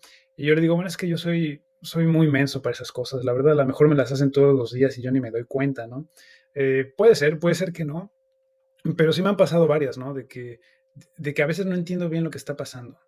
Hay una conversación que se vuelve un poquito más áspera de lo normal y yo digo, es que son británicos, ¿no? O sea, es que así hablan, es que son así como medio hostiles y así, ¿no? Pero no, a veces, sí me han dicho, no, es que eso fue lo dijeron con cierto tono hiriente, ¿no? Dije, bueno, pues a mí como yo no me tomo casi nada personal, o sea, es muy, muy difícil que yo me enoje, pues digo, pues al demonio, ¿no? No me importa. Pero sí es interesante ver ese tipo de microagresiones que sí se dan, ¿no?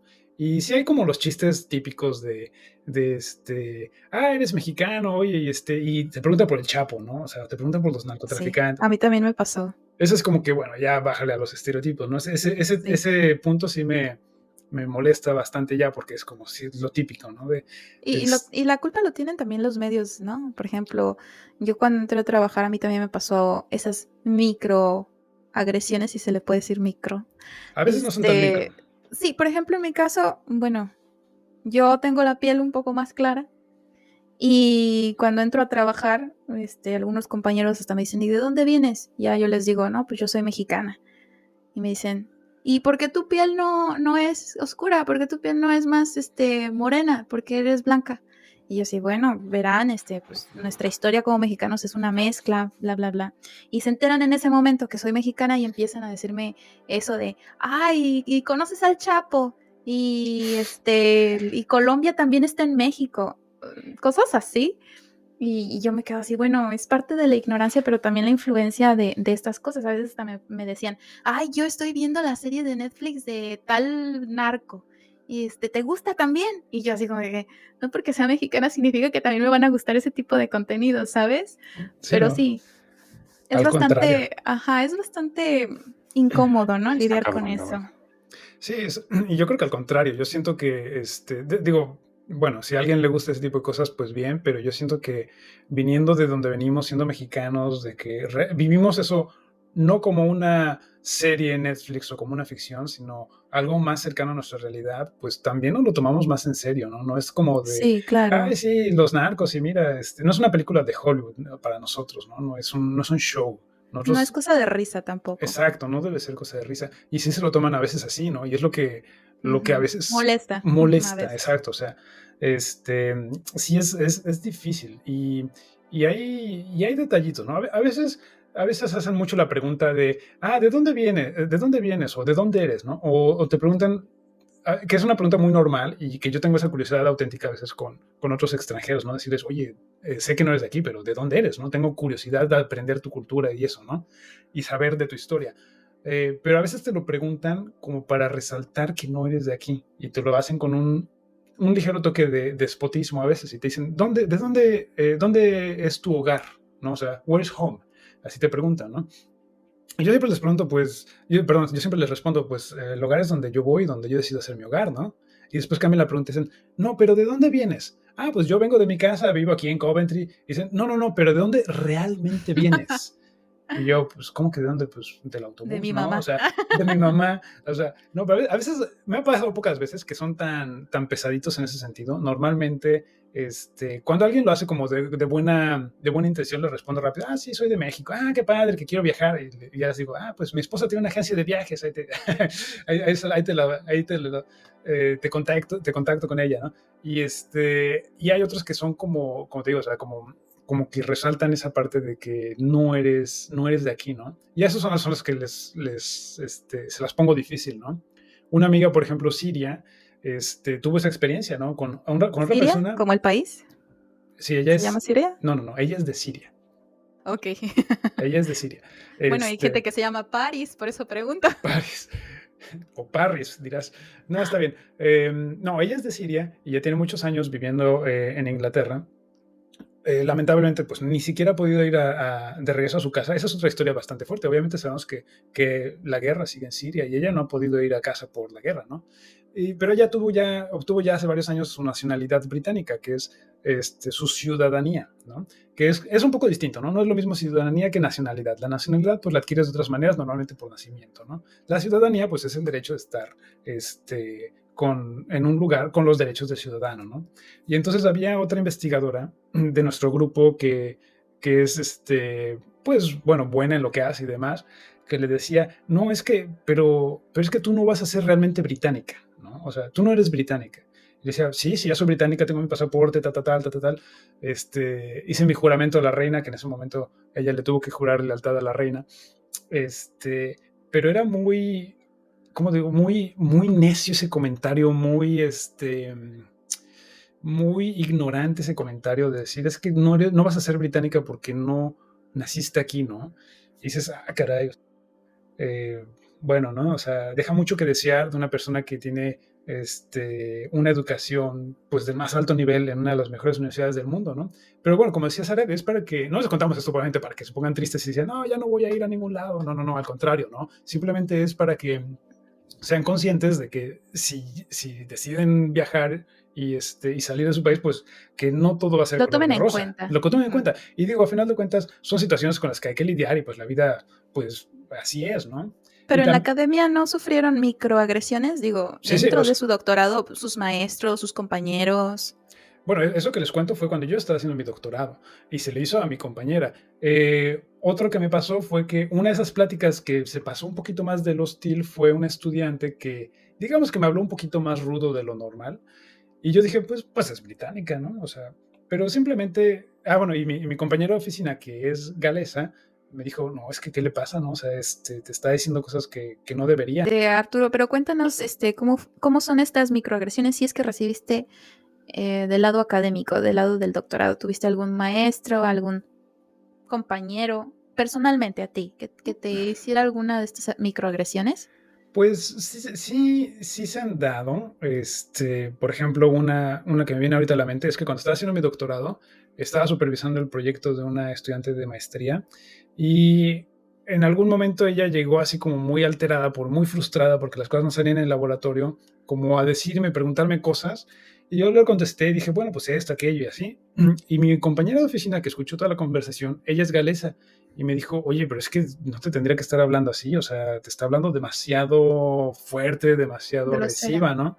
Y yo dije, ¿en serio? O sea, yo no me di en ese momento me di cuenta. Dije, ¿en serio me está hablando así? Dije, pues yo creí que no era porque era británica, ¿no? Y dice, no, o sea, eso ya está más allá. Dije, bueno. Entonces, pero yo entiendo a este estudiante, o sea, estaba bajo mucha presión, ¿no? Y yo creo que no lo hizo porque yo fuera mexicano, porque fuera extranjero, simplemente lo hizo porque yo era su supervisor de la parte del laboratorio, ¿no? O sea, bueno, su supervisor extraoficial, digámoslo así. Y pues a mí era el que me tenía que decir, ¿no? Eh, en otros momentos sí me ha pasado alguna que otra. Por ejemplo, en mi primer postdoctorado que hice en la Universidad de Warwick, aquí donde estoy ahora, hicimos un trabajo de campo en el que estábamos colectando mosquitos, porque, bueno, eso es lo que hago. Investigamos poblaciones de mosquitos con fines médicos. Y entonces estábamos en una reserva natural y había un par de señores ya mayores que estaban ahí viendo la naturaleza y todo esto, que es muy común aquí. Y me empezaron a preguntar qué estábamos haciendo, les expliqué y todo. Y uno de estos señores hacía comentarios muy, un poquito ásperos, diciendo, pero ¿qué estás haciendo acá? Si en México seguro tienes muchos más mosquitos y en las partes tropicales hay muchos más y que allá el problema está más fuerte, no sé qué. ¿Qué estás haciendo aquí, no? O sea, ¿a qué vienes, no? Y le digo, pues es que aquí también tienen mosquitos, aquí tienen problemas y yo traigo mi experiencia para resolver el problema de aquí, ¿no? Una cosa parecida si le contesté, ¿no? Que él me dijo cosas un poco fuertes y yo le contesté también con un tonito un poco subido, ¿no? Porque para ponerle un alto, ¿no? Decirle, bueno, sí, estamos siendo amables, no hubo groserías, no hubo, no hubo que nos subiéramos el tono de la voz ni nada, simplemente fueron como comentarios lo más diplomático posible de mi parte, pero sí fue como un pequeño choque, ¿no? Y el otro señor estaba como muy relax, muy en su rollo, muy amable, muy bien, ¿no? Pero el otro sí fue como, ¿y qué estás haciendo aquí, no? ¿A qué vienes si en tu país tienes mosquitos? ¿Por qué no te vas a tu país a investigar los mosquitos, no? Y dije, bueno, pues es que me necesitan aquí, fíjese, así, más o menos, ¿no? Fue lo que le contesté, ¿no? Y seguramente ha habido más que no me he dado cuenta. O sea, sí, yo creo que soy muy distraído en ese sentido. Porque también es otra cosa que la barrera cultural y de idioma no nos permite percibir, ¿no? Y es que a lo mejor una palabra usada bajo cierto contexto puede ser un poco más hiriente o puede tener otro significado y no nos percatamos porque pues nosotros no sabemos el idioma con tal profundidad porque pues venimos de México y obviamente podríamos hacer algo similar en nuestro español mexicano, pero ni siquiera ni siquiera lo podríamos entender el equivalente en un español de Argentina o un español de España o de cualquier otro lado, porque, bueno, esas diferencias tan sutiles en el idioma no son fáciles de percibir. Te las tienen que básicamente explicar, ¿no? Y así me ha pasado. Han sido pocas veces, como les decía, tengo una amiga que se llama Diana y ella me ha contado de otras más y por ser mujer y demás le han pasado más. Y también supongo que por ser mujer más perceptiva que yo al menos, sí, ha sido otra historia, ¿no? Y que ojalá en algún momento nos lo puedan contar aquí. Pero bueno, se da, ¿no? Entonces también es lo mismo, ¿no? Que venir al extranjero, seguramente esto también pasa en otros países. Una amiga que hizo su doctorado en Francia me contó de cosas que no eran microagresiones, eran agresiones directas, ¿no? Así muy fuertes también, insultos, que se ríen en tu cara, o sea, y dices, bueno, pero es que es país de primer mundo, ¿por qué son así, no? Bueno, pues es que la naturaleza humana es la misma en todos lados, ¿no? Y hay racismo y discriminación en todos lados, ¿no? No es lo mismo, es diferente, es otra de las cosas que cambia con la cultura. Y como lo decíamos, ¿no? Algunas son bien directas y otras son muy discretas, pero no Sí. dejan de tener ese significado negativo de trasfondo. Y eso es lo importante, ¿no? Que hay que cambiar, obviamente, ¿no? Y a veces también son los extranjeros los que toman la iniciativa de enseñarle a la cultura local las cosas que no están éticamente correctas, ¿no? Bueno, Y y bueno, eso pasa. esas microagresiones son por el lado sociocultural, racismo hasta cierto punto, pero bueno, coméntenme también y para que sigamos en el hilo de lo del doctorado. ¿Ustedes sintieron alguna diferencia significativa entre el sistema educativo mexicano y el británico que incluso pudieran haber hecho adaptarlo a este lado, a Inglaterra? Y si tuvieron por ahí, no sé, por ser mexicanos y estudiantes, que les hicieran algo así como hacerlos, no, pues tú no sabes tanto o estás más avanzado en estos temas de lo que de lo que trató sus doctorados, básicamente. ¿Tuvieron también ahí una microagresión por ser mexicano estudiante? Es decir, que los hicieran como esa comparación entre México y el sistema educativo de aquí.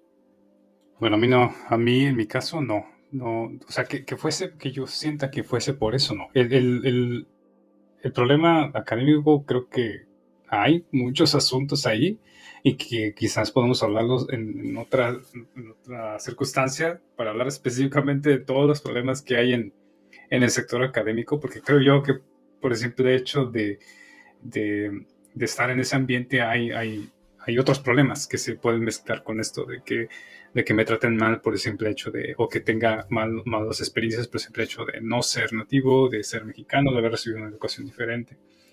Y lo digo porque en el área, por ejemplo, yo que soy del área de físico-matemáticas, son áreas donde las personas tienden mucho a juzgar bastante fuerte o ser muy críticas, tanto autocríticas como críticas, o sea, fuerte a tu trabajo o a tu investigación. Entonces te sometes puedes someterte a que recibas comentarios pues no muy agradables, ¿no? Pero creo yo que eso ya es un problema más del sector académico en sí mismo que de algo que tiene que ver con yo siendo mexicano estudiando aquí. Sí, eso es lo que yo agregaría. No sé qué piensas tú, Arturo. Sí, bueno, es que la parte educativa es distinta. Yo creo que sí hay que resaltar que la forma en la que se da la enseñanza en México es bastante diferente a como se da aquí. Y en México, pues, eh, es muy, es un poquillo anticuada, la verdad. Acá hay muchas cosas bastante distintas. Depende, obviamente, de la universidad, de la escuela, de las circunstancias de cada quien, pero sí hay cosas bien distintas, ¿no? El nivel que se Eso sí. exige en Europa es, en general, yo diría en promedio, por mi experiencia, más alto de lo que se exige en México. Eh, este, y bueno, ya si quieren nos pueden contar ahí nuestros oyentes, nuestros queridos oyentes, déjenos ahí sus comentarios al respecto de todo lo que estamos hablando. Pero sí, o sea, el nivel de exigencia es bastante más alto. Yo lo veía, por ejemplo, porque mientras estuve estudiando mi doctorado, yo no tuve clases formales. Era algo que algunos programas tienen, otros no. Los programas de doctorado en mi instituto en Liverpool no lo tenían. No teníamos que hacer una clase estructurada como tal. Hacíamos talleres o hacíamos seminarios o cosas así como educación continua, pero nada así como llevar una materia con calificaciones y todo, ¿no? Pero mientras tanto yo revisaba exámenes a los estudiantes de veterinaria, ¿no? Y entonces cuando revisaba los exámenes o cuando los supervisaba que cuando hacían sus exámenes y los veía decía, es que estas preguntas están pesadas, ¿no? Eran un montón de preguntas, tenían tiempo fijo para responderlas todas y eran complicadas porque eran desarrollos de caso. Sí llegamos a ver algunas cosas de esas muy semejante al estilo en México, en la universidad, o sea, pero eran yo diría, mucho mejor estructuradas, mucho más profundas, mucho más específicas, pero al mismo tiempo eran sobre desarrollo de casos, que es como la parte más difícil en la educación médica, ¿no? O sea, es tal cual, simula que tienes a este paciente, ¿qué vas a hacer? O cuál es el diferencial, cuáles son los tratamientos posibles, exámenes complementarios, etcétera, etcétera. Es como integrar un montón de conocimiento de una forma bastante complicada, yo diría, ¿no? Y bueno, aparte de que es distinto, ¿no? O sea, a lo mejor en la parte de las ingenierías, las matemáticas, las cosas no cambian tanto, pero en la parte veterinaria sí, en la parte de ciencias de la vida también, yo supongo, porque Sí, porque yo no siento que haya sido tan diferente la dificultad, fíjate, por el área de la que yo estoy, de físico-matemáticas. Lo que sí es obvio es que la infraestructura y la coordinación y la organización es mucho mejor. Y entonces cambia todo. Mira, Sí. cuando estaba en Coventry me tocó ser tutor de un laboratorio de electrónica y de sistemas embebidos. Y para mí la dificultad era la misma. Yo sentía que eran los mismos temas, porque son temas bastante universales. Pero la tecnología, o sea, las cosas que usaban, los materiales, pues sí eran diferentes. Y no solo eso, era el hecho de que el alumno recibía todo el material para él. Y aparte de recibirlo también de profesores pues muy bien capacitados, ¿no? Creo que esa es la gran diferencia desde mi área. Pero en términos de dificultad, no lo sé. Yo creo que no. Ahí no lo veo así, no siento que haya mayor dificultad específicamente aquí. Yo presiento que la educación alemana y estadounidense, o sea, en términos de las universidades tops, yo creo que sí puede que haya pues un grado de dificultad mucho mayor. Pero por eso les digo que todo esto me lleva a mí a problemas más como de tipo académico, porque yo siento que ahora en general las universidades ya son más un negocio, ¿no? Y al final yo lo noté, que pueden bajar o subir el nivel dependiendo de qué tan bien anden o mal anden en términos de sus alumnos, ¿no? De llenar sus salones y la currícula. Porque las universidades dependen mucho de los estudiantes y también de los migrantes. Por eso digo que yo siento que todo esto ya me lleva más a hablar sobre la academia en sí, todas las circunstancias que pasan cuando te decides dedicar a este mundo, ¿no? De dar clases y de trabajar en la universidad como postdoctorante también. Claro.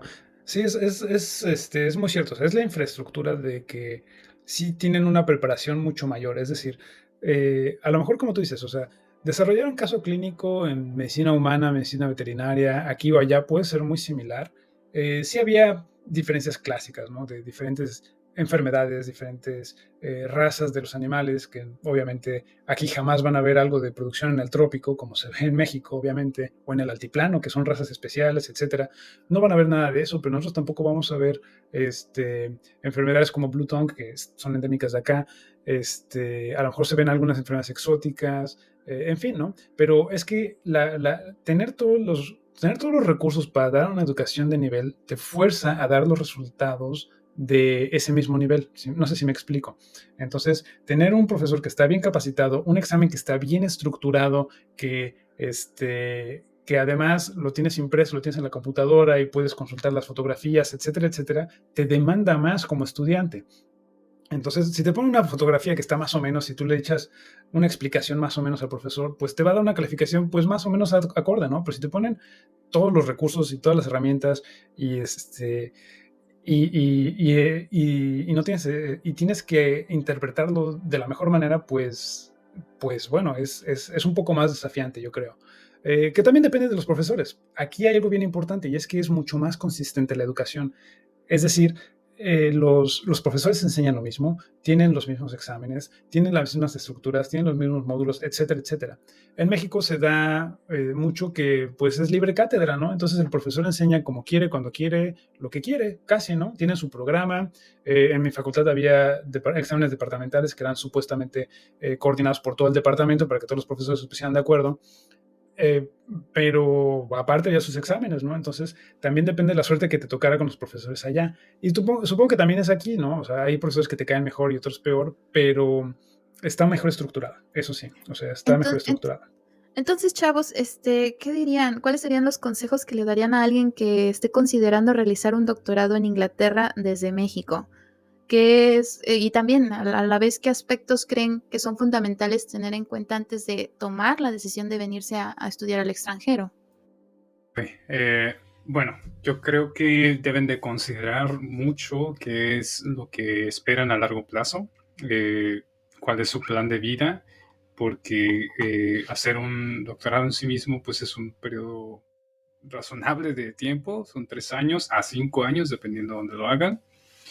Y también estamos hablando de 3 años, 5 años con eh, donde dependiendo también de dónde lo hagan, pueden ser considerados como empleados o simplemente estudiantes, pueden recibir un ingreso mejor o no tan bueno, y por lo tanto sí deben de pensarle bien en la elección de dónde van a hacerlo. No solo, bueno, eso es que yo siempre lo vi así, ¿no? Hay una, siempre, porque mi experiencia siempre ha sido como un optimizar balance de vida con mis deseos de idealistas de poder hacer ciencia en cierta área y descubrir cosas. Entonces yo les recomiendo que hagan ese balance, que vean qué es lo que desean, qué es lo más importante por ustedes, que también tomen en cuenta todo lo que esto les puede costar y, que pues aprovechen las posibilidades que tengan. Si tienen posibilidad de que conseguir apoyo de alguna forma, aparte de lo que les pueda dar la universidad, pues aprovechen al máximo todos esos apoyos. En Inglaterra en específico, pues yo nada más les recomendaría que si quieren hacer un doctorado, busquen las universidades, contacten a los investigadores, vean lo que están trabajando, y una vez que llegan a conocer a alguien que está en lo que a ustedes les interesa y que sí les contesta, pues también hablen bien con él, que traten de ver si hay alguna entrevista que puedan hacerle, ser muy claros con esa persona en términos de lo que ustedes buscan, y que ellos les hagan preguntas también a esta persona sobre qué esperan de ustedes. ¿Por qué? Porque un doctorado es un periodo en el que vas a trabajar únicamente solo con una persona, en mayoría, al menos en el área de físico-matemáticas así es. Puede que tengas 2 supervisores o más, pero lo común es que máximo, o bueno, el promedio puede ser que sean 2 nada más. Y en el área como la que yo hice, que fue física, es muy común que sea nada más uno. Entonces es trabajar con una sola persona por mucho tiempo, y pueden haber roces, puede haber dificultades, ¿no? De comunicación, de términos, de personalidad, ¿no? Y puede que tu doctorado pase a ser algo como un sueño, algo interesante, a todo lo contrario. Entonces sean muy cuidadosos con eso. Si hablamos específicamente del doctorado y venir a hacerlo en el extranjero. También hay opciones de maestría. Las maestrías son periodos más cortos. Conocemos a personas que han ido a hacer la maestría en Alemania, por ejemplo, y pues como es un periodo más corto, pues el aprendizaje y la experiencia también se va bien rápido, y yo creo que ahí no sé, la experiencia es muy diferente también. Yo creo que van a tener una entrevista con alguien que esté haciendo la maestría, estoy segurísimo, ¿verdad, Saret? Sí, está en nuestros planes. Vale. Eso es lo que yo comentaría. Y si sean muy cuidadosos con dónde elegir y con quién y todo, porque es tiempo que van a trabajarle y estar trabajando con la persona con la que decidan ir a hacer el doctorado. Entonces sí vale la pena que lo analicen bien. Y ya para concluir y dar por término este segundo episodio, a mí me gustaría que también nos dieran pues un resumen de ustedes recomendarían a los chavos, a las personas que estén interesadas en venir a estudiar doctorado, que vengan a Inglaterra, o tal vez les dirían que mejor escojan otro país. ¿Ustedes qué dicen? Ay, bueno, pues yo creo que sí vale la pena, pero luego piensen bien si no hay, si lo que ustedes quieren hacer no existe en otro país, para que eviten cosas como grandes costos que en este momento existen. Si yo fuese a aplicar al doctorado en este momento, Inglaterra yo creo que no sería una opción para mí, porque implicaría un costo enorme monetario. Las visas han aumentado ya casi 60%, ¿verdad? O sea, tú pagas una anualidad de seguro médico y pasó de costar 600 libras a 1,140 o 1,040 anuales. Entonces, de hecho, esta vez que se expire mi visa, pues vamos a empezar a pagar eso, si es que no bajan de nuevo ese costo. Esperemos que sí, ¿verdad? Entonces, este año, al menos, si yo fuera yo, alguien de clase media baja, que tienes que buscar la forma por ti mismo de conseguir ese dinero, que seguramente vas a tener que endeudar. No recomendaría Inglaterra, te recomendaría que busques otras opciones que incluso te den tanto la visa sea más barata como la beca que te des sea más alta. Y sí las hay, pero es cuestión de buscarle. Y otra cosa bien importante es tomarse las cosas con calma. Es más vale hacerlo bien, con tiempo, que todo apresurado. Eso es importante. Yo creo que en mi caso me tomé un año para buscar esto, pero pues pude haberme tomado más y quizás hubiera encontrado otra opción también diferente, y hubiesen sido las cosas no tan caóticas como siento que de cierta forma fueron. Entonces, tómense su tiempo, no hay prisa. También les diría ese consejo, la verdad. Sí, nada más para agregar ahí, o sea, como dice Adrián, o sea, lo más importante yo creo que es tener la mayor información posible para tomar la decisión correcta, ¿no? Mientras más sepas sobre las posibilidades, sobre los requisitos, sobre las implicaciones, mayor seguridad vas a tener al momento de tomar la decisión, ¿no?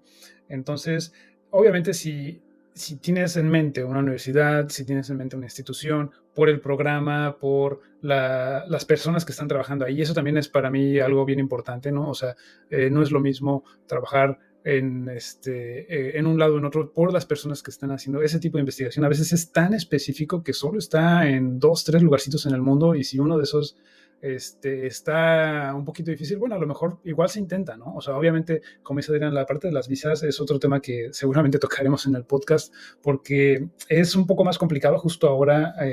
En estos momentos es más costoso, pero si está en tus posibilidades, pues adelante, ¿no? O sea, yo creo que la recomendación principal es que si tienes las posibilidades de hacer un estudio en el extranjero o de trabajar en el extranjero, hazlo, ¿no? O sea, porque es una experiencia única en la vida, ¿no?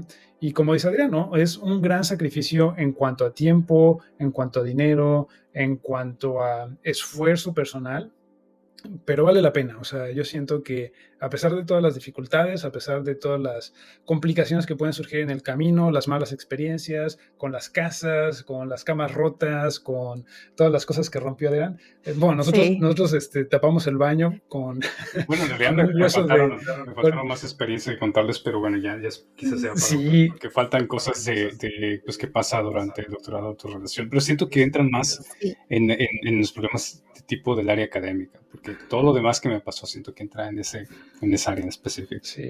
Sí, consejo, no avienten huesos de durazno al excusado porque se estropean, son unas cosas muy, muy delicadas acá, ¿no es cierto? ¿Quién avienta huesos de durazno al baño? Mérita aventó un hueso, es que no sabía que estaba en una servilleta. Bueno, a ver, ahí les va la historia, nada más para cerrar ya.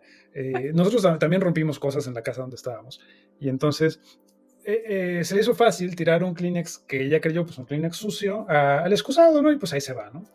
Pero tenía un hueso de durazno adentro, no lo vio, y pues va para adentro. Y este es un excusado no normal, sino un excusado que no sé si los han visto, son básicamente un extractor, es como una hélice que jala todo el agua y lo avienta por el tubo del drenaje, porque el drenaje no está directamente abajo, entonces no funcionan por gravedad, funcionan por extracción.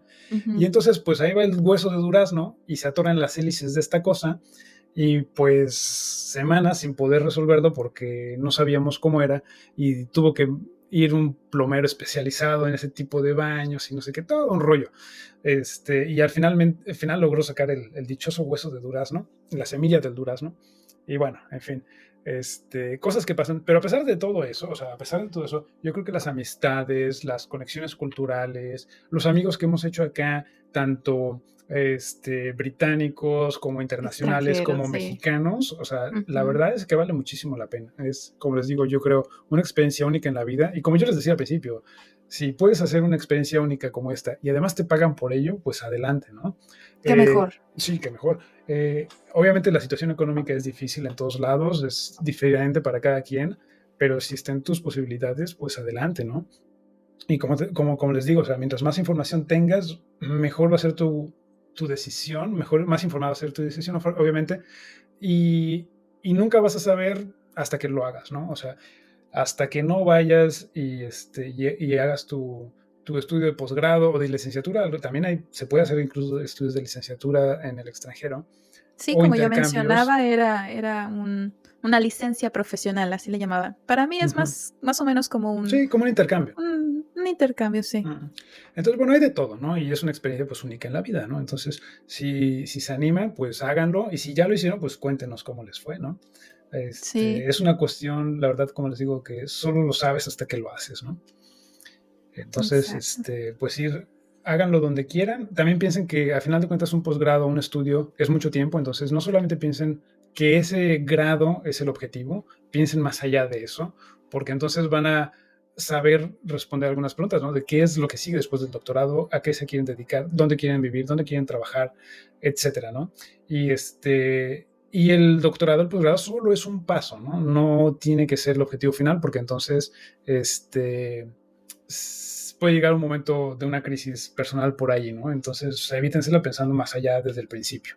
Para concluir el episodio de hoy, esperando que todas estas experiencias, estos tips, estas recomendaciones les sean de utilidad a cualquiera de los que estén pensando en venirse a estudiar al extranjero, en específico a Reino Unido, pues ya para cerrar, me gustaría agradecerle a Adrián el tiempo que nos brindó y estos valiosos consejos y su experiencia aquí en este segundo episodio de Archivo Mexa.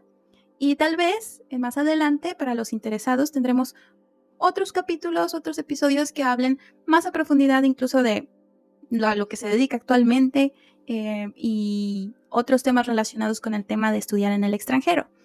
Y también, volviendo a lo del principio, Adrián, ya para concluir, recuérdanos cuáles son tus redes sociales por si algún despistado o despistada no se dio cuenta. Y bueno, por ahí también que sepan que Adrián tiene un proyecto en Facebook que ofrece talleres de ingeniería en control, también para los interesados que estén buscando estos apoyos en su carrera como ingenieros en control. Sí, muchas gracias, Are, por recordar y por promocionar estos talleres que pues son parte de unos proyectos que sigo haciendo desde que llegué acá en Inglaterra. O sea, a la par del doctorado, pues estaba trabajando en hacer cursos en línea y ahí es donde nace el proyecto de El Inge de Control. Pueden encontrarlo así en Facebook, El Inge de Control, en TikTok también, El Inge de Control. O pueden ver mi canal de YouTube, que es Adrián J. Gelce, donde también subo mucho contenido relacionado a cibernética, a la ciencia. Hago también entrevistas, también tengo pues un podcast donde tiene otra temática muy diferente, que es entrevistar a personas que trabajan en el área de ingeniería y de matemáticas y física. Pues bueno, ¿no? O sea, de nuevo les agradezco mucho por invitarme. Ojalá y lo que sea que haya comentado les sirva a los que nos escucharon. Y pues sí, espero verlos cuando quiera que me inviten. Si les interesa conocer más sobre mi experiencia allá en la industria, cómo es trabajar en el Reino Unido en el sector privado, o si quieren hablar más sobre este tema de la academia, que a mí sí me interesaría, pero creo yo que tiene muchos bemoles y luego se pone medio político, pero como sea, si están interesados en eso también, con gusto.